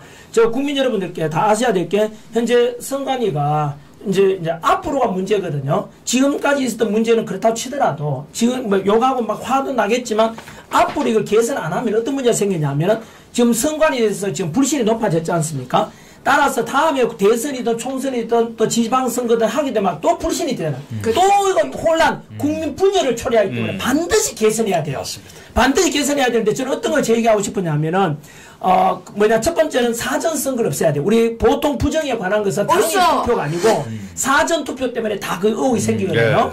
왜냐하면 사전투표에 대해서 우리 깜깜이라고 볼 수 있어요. 그 다음에 이제 선거 구체적으로 어떻게 개선하면 되느냐 하면은 대만식 선거를 하자. 독일식 하자. 수개표. 뭐냐면 수개표, 네. 수자급. 그런 식으로 말하면 우리나라도 전환기를 보고 있잖아요. 그러면 우리나라도 수개표 하지 않냐했는데 그 제가 말하는 수개표는 그게 아니에요. 진짜 수개표 얘기. 뭐냐면 투표함 이동이 있으면 안 돼요. 그쵸. 초등학교 반장 선거처럼 그 자리에서 투표하고 그 자리에서 참관이 보는 데서 개표하고 그 자리 집계를 다 해서 모든 것을 참관이 보는 그 자리 투표함 이동이 있으면 안 돼. 그리고 두 번째는 뭐냐면 전산하면 안 돼. 전산을 해버리면은 그 순간 바로 해킹이나 조작이 가능성이 생긴단 말이에요. 그래서 그게 대만식이고, 두 번째는 사전 투표를 없애고 당일 투표를 하는데 뭘 바꾸면 되느냐 하면 지금 수요일 날 투표하잖아요. 선거날이 언제나 수요일인데 금요일에 해야죠. 금요일 날에서 그 다음에 아침 6시부터 전 6시까지 하잖아요. 그러지 말고 지금은 전기 잘 들어오니까 밤 12시까지 하자고. 사전 투표를 없애는 대신에 금요일로 옮기고 아침 6시부터 밤 12시까지 하자. 여행 갔다 와서 할 수 있도록. 네. 예? 그리고 그 개표를 이제 토요일에 하면 되잖아. 투표 이동 없이 그 자리에서. 그쵸. 그 다음 세 번째는 뭐냐면 이제 투표를 높여야 될 거 아니야. 그러면 높이기 위해서 투표 빠지는 사람들, 안 가는 사람들은 과태료를 물게 하는 거야. 예를 들면은 뭐 구체적인 건 아니지만 투표하는 사람들은 5만 원씩 주는 거야. 예를 들면. 네. 그죠? 그 돈을 받아야 주면 되잖아요. 그럼 투표를 높일 수 있을 거라 생각이 들고, 그 다음에 투표할 때 나는 투표 찍을 후보가 없어. 마음에 안 들어. 그러면 하나를 만들어 놔야 돼. 1, 2, 3번, 4, 5번 후보 중에서 나는 마음에 안 든다. 그래도 그걸 만들어 놔야만이 존중해 주는 거잖아. 그것도. 그런 것 좀 디테일하게 저는 반드시 선관위 선거 제도는 개편이 돼야만 되는 게 가장 필수라 생각해요. 이번에 윤석열 대통령 각하돼가지고 직무 복귀하면 제일 먼저 개편해야 되고, 이거는 여당이든 야당이든 국민이든 선관위 직원이 가야 돼. 무조건 이거 개선해야 돼. 민주주의의 가장 근간이 되거든요. 이거 개선하지 않고 나면은 심각한 문제가 생겨요. 어떤 문제가 생기냐면 이영돈 PD. 자, 이영돈 PD가 오늘 저녁입니다. 사무실상 오늘 저녁에 3탄을 이제 오픈하거든요. 유튜브에 보면은 아까 부정선거에 관해서 가치 문제가 아니라 사실 문제라 그랬잖아요. 백도를 전합니다. 통계. 자, 충격적인 뭐냐면 이영돈 PD 주장입니다. 지난 22대 총선에서 당일 투표에서 당선인데 사전 선거에서 져가지고 떨어진 국회의원이 50명이래. 거꾸로 말하면 당일 투표는 졌는데 사전 투표에서 이겨가지고 당락이 바뀐 게 50명이야. 이 충격이거든요. 이거 이름 다 바뀌어내버리면 이미 다 오픈됐어. 아니 우리 300명 국회의원들 있었는데 발자가 이야기야 이거. 자 전환기를 음모론 제시하지 말라고. 그럼 보고 말해라고. 최소한 이 음모론이 아니라 이런 의혹이 있다 이 말이에요. 그러면은 개선해야 될 거 아니에요. 저는 그래서 여당이든 야당이든 간에 이건 무조건 개선하자는 게 뭐 잘못됐지? 깨우고 하면 되잖아요. 그리고 심지어 선관위 아까 말했지 통합선거 임명부 그거라도 공개하면 돼. 통합선거 임명부 공개 안 하잖아. 안 하니까 전환기를 개선하자라고 지금 제안하는 거예요. 그래서 저는 이영돈 PD 그 한번 꼭 좀 보시고 국민들이 다 관심을 가져야 돼요. 선거제도는 반드시 개선돼야 됩니다. 맞습니다. 선거제도는 반드시 개선되어야 이제 앞으로 선거를 하든지 믿든지 할 거라고 생각합니다. 마지막 질문 시간이 다가왔습니다. 사실 저도요. 질문할 게 지금 사실 수없이 많아요. 그런데 두 분과 2시간을 거의 하고 있기 때문에 금방 가네요 시간이. 네. 진짜 금방 가네요. 이제 2시간이 했어요. 네. 2시간 했어요. 그래서 이제 마지막 질문을 드리려고 하는데요. 마지막 질문을 드리기 전에 이걸 먼저 읽어드리고 그리고 마지막 질문을 하겠습니다. 제가 읽어드리겠습니다. 두 분이 들어주세요. 나치는 우선 공산당을 숙청했다. 나는 침묵했다. 나는 공산당원이 아니므로. 그 다음에 사회주의자들을 숙청했다. 나는 침묵했다. 나는 사회주의자가 아니었으므로. 그 다음엔 노동조합원을 숙청했다. 나는 침묵했다. 나는 노동조합원이 아니었으므로. 그 다음엔 유대인을 숙청했다. 나는 침묵했다. 나는 유대인이 아니었으므로. 그들이 나에게 닥쳤을 때 나를 위해 말해줄 이들이 아무도 남지 않았다.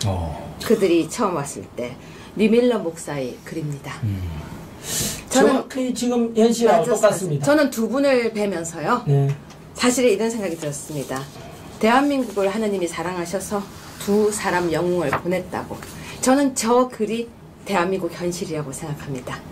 두 분을 모실 수 있어서 오늘 너무 감사드립니다. 마지막 멘트 해주세요. 네. 참 아까 또 소개해 주신 그 교수님의 멘트가 뇌리에 박히네요. 아브라함 링컨도 비슷한 말을 했습니다. 참된 자유란 남을 위해서 투쟁하는 자만이 갖는 것이다. 이런 얘기를 했습니다. 참된 자유인이란 남을 위해서 싸우는 것이다. 그러니까 타인의 권리를 위해서 싸우지 않는 것은 자유인이 아니라고 하는 거죠. 그죠?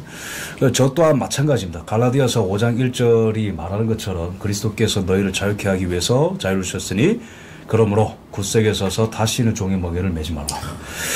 이 부분, 이 말씀이 저를 사로잡고 있기 때문에 이 자유라는 것은 너무나 소중하다는 것을 알고 있기 때문에 단순히 윤석열 대통령의 개인을 지키는 것이 아닌 대한민국의 주권자인 국민들이 선출한 헌법기관을 수호를 하는 것이 곧 대한민국의 자유민주주의 체제를 지킨다라는 일념으로 싸우고 있습니다.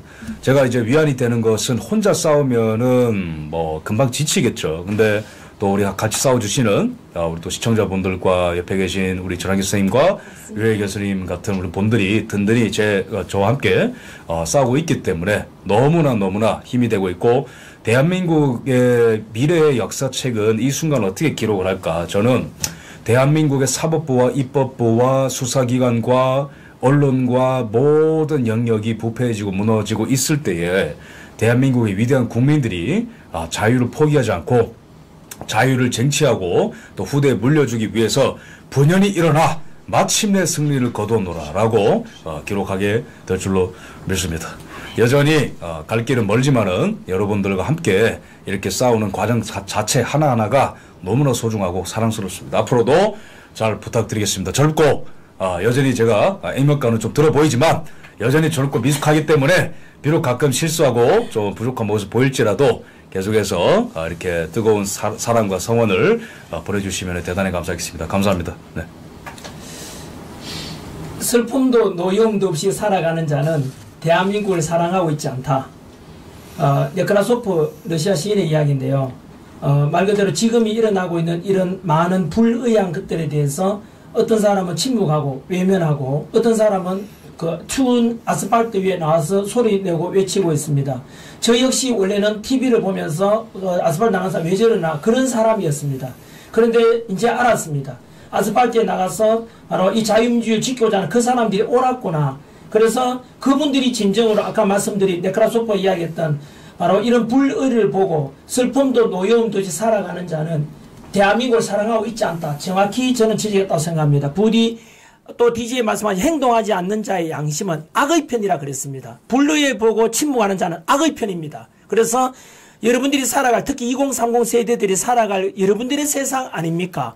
그래서 여러분들이 더욱더 또 주변 분들에게 이 사실을 더 많이 알리고, 그래 대한민국이 다 개몽되고 더 많이 알아서 자유민주주의가 마음껏 펼쳐지는 그런 우리 강력한 대한민국, 그리고 통합되는 국민, 더 나아가서 전 세계 평화에 기할 수 있는 그런 대한민국이 될 수 있도록 같이 힘을 합치고 우리 같이 끝까지 지치지 말고, 싸이가 그 말 했거든요. 지치면 지고 미치면 이긴다. 미치면 이기고 지치면 진다 그랬습니다. 우리 지치지 말고 끝까지 미쳐가지고 우리가 이런 원하는 게 우리 개인의 이익이 아니지 않습니까? 국가를 위하고 그리고 우리 민족을 위해서 이렇게 애쓰는 것에 대해서 같이 응원해주고, 아까 금방 그라운드 C 김성훈 대표님이 말씀하셨는데 혼자 하면 지치거든요. 옆에서 으쌰으쌰 응원해줄 때 그리고 우리는 더 강해질 수 있지 않겠습니까? 나무가 한 그루 있으면 힘을 먹지만 숲을 이루게 되면은 어마어마한 세상을 바꾸거든요. 그것처럼 같이 함께 힘을 합치고 또 응원해 주셔서 대단히 감사합니다. 꼭 아까 중국 우마오당 댓글 부대가 4천만 명까지 된다니까 우리도 적극적으로 참여해야 됩니다. 적극적으로 이 기사 정말 괜찮다. 힘내라. 침묵하지 말고 댓글도 달고 해가지고 우리가 원하는 걸 이뤄가야 됩니다. 그래서 마지막으로 플라톤 했던 말씀 한 번 더 말씀드리겠습니다. 정치를 외면한 가장 큰 대가는 가장 저질스러운 인간들에게 지배를 당하는 것이라고 했습니다. 부디 이번에 알았듯이 정치가 모든 걸 지배합니다. 정치가 무너지고 경제가 무너지고 사회 갈등이 생기고 정치를 바로잡는 게 가장 중요하다고 꼭 깨닫고 앞으로 우리가 이렇게 이번 기회를 계기로 해서 그동안 무관심했던 외면했던 우리 정치에 대해서 더욱더 관심 가지고, 그러면 그들은 우리 함부로 지배하지 못합니다. 그동안 우리가 침묵했기 때문에 탄핵하더라 침묵했지 않습니까? 이제 알았지 않습니까? 알았으니까 이제는 우리가 눈을 부릅뜨고 선관위 문제, 헌법재판 문제, 그리고 공수처, 야당 진실을 알고 나면 그들은 절대 우리를 개돼지치고 못합니다. 침묵하게 되면 개돼지가 되는 것이죠. 민주주의의 진정한 주인인 우리 여러분들이 바로 헌재를 바꾸고 선관위를 바꾸고 대한민국을 바꿔야 할 것이라 믿습니다. 2035 세대는 모두 파이팅입니다. 아투 시청자 여러분, 오늘 이 시간 어떻게 보내셨습니까? 저는 당당하게 이렇게 이야기하겠습니다. 대한민국은 전한길 보유국이다. 김성훈 대표님. 옆에 하고 있어요. 네, 저는 저를 내세우는 게 저는 싫어가지고요. 그래도 연장자부터 하고 있는데. 알겠습니다. 다시 할게요. 분위기 다 깼어. 죄송합니다. 지금 난 눈물 글썽거리면서 자, 처음이라 얘기했는데. 생각하시고 다시 가시죠. 예, 가시죠. 예. 다시 한 번만 쳐줘요. 네. 다시 한 번만. 아투 시청자 여러분. 다시 할게요. 네, 아투 시청자 여러분. 어떻게 보셨습니까? 분위기 다 잡았는데 완전히. 저 사실은요 너무 행복한 시간이었습니다.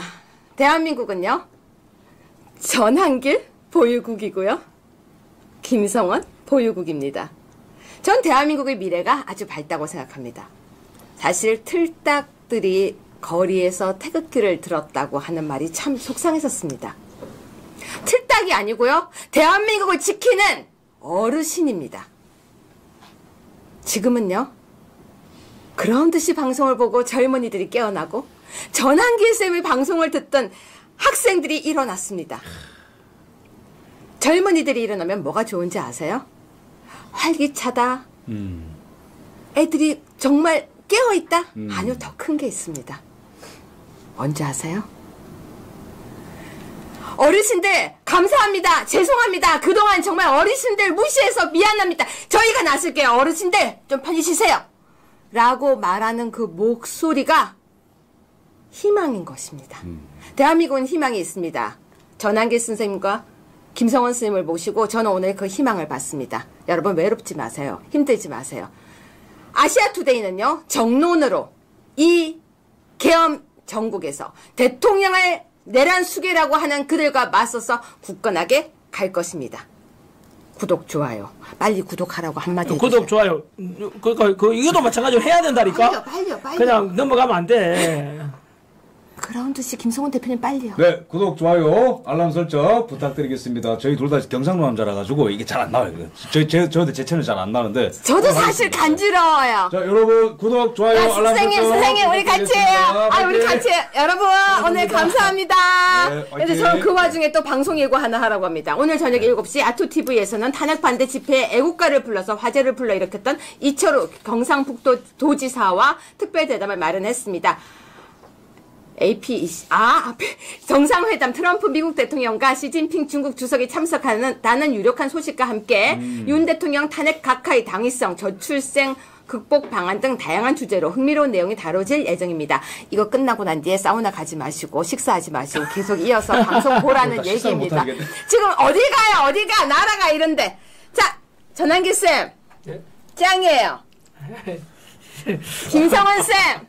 짱이에요. 네, 감사합니다. 짱. 감사합니다. 예. 우리 그냥 이거 한번 하면서 끝내요. 자, 예. 자, 화이팅! 화이팅! 시청자 여러분, 감사합니다. 감사합니다. 아.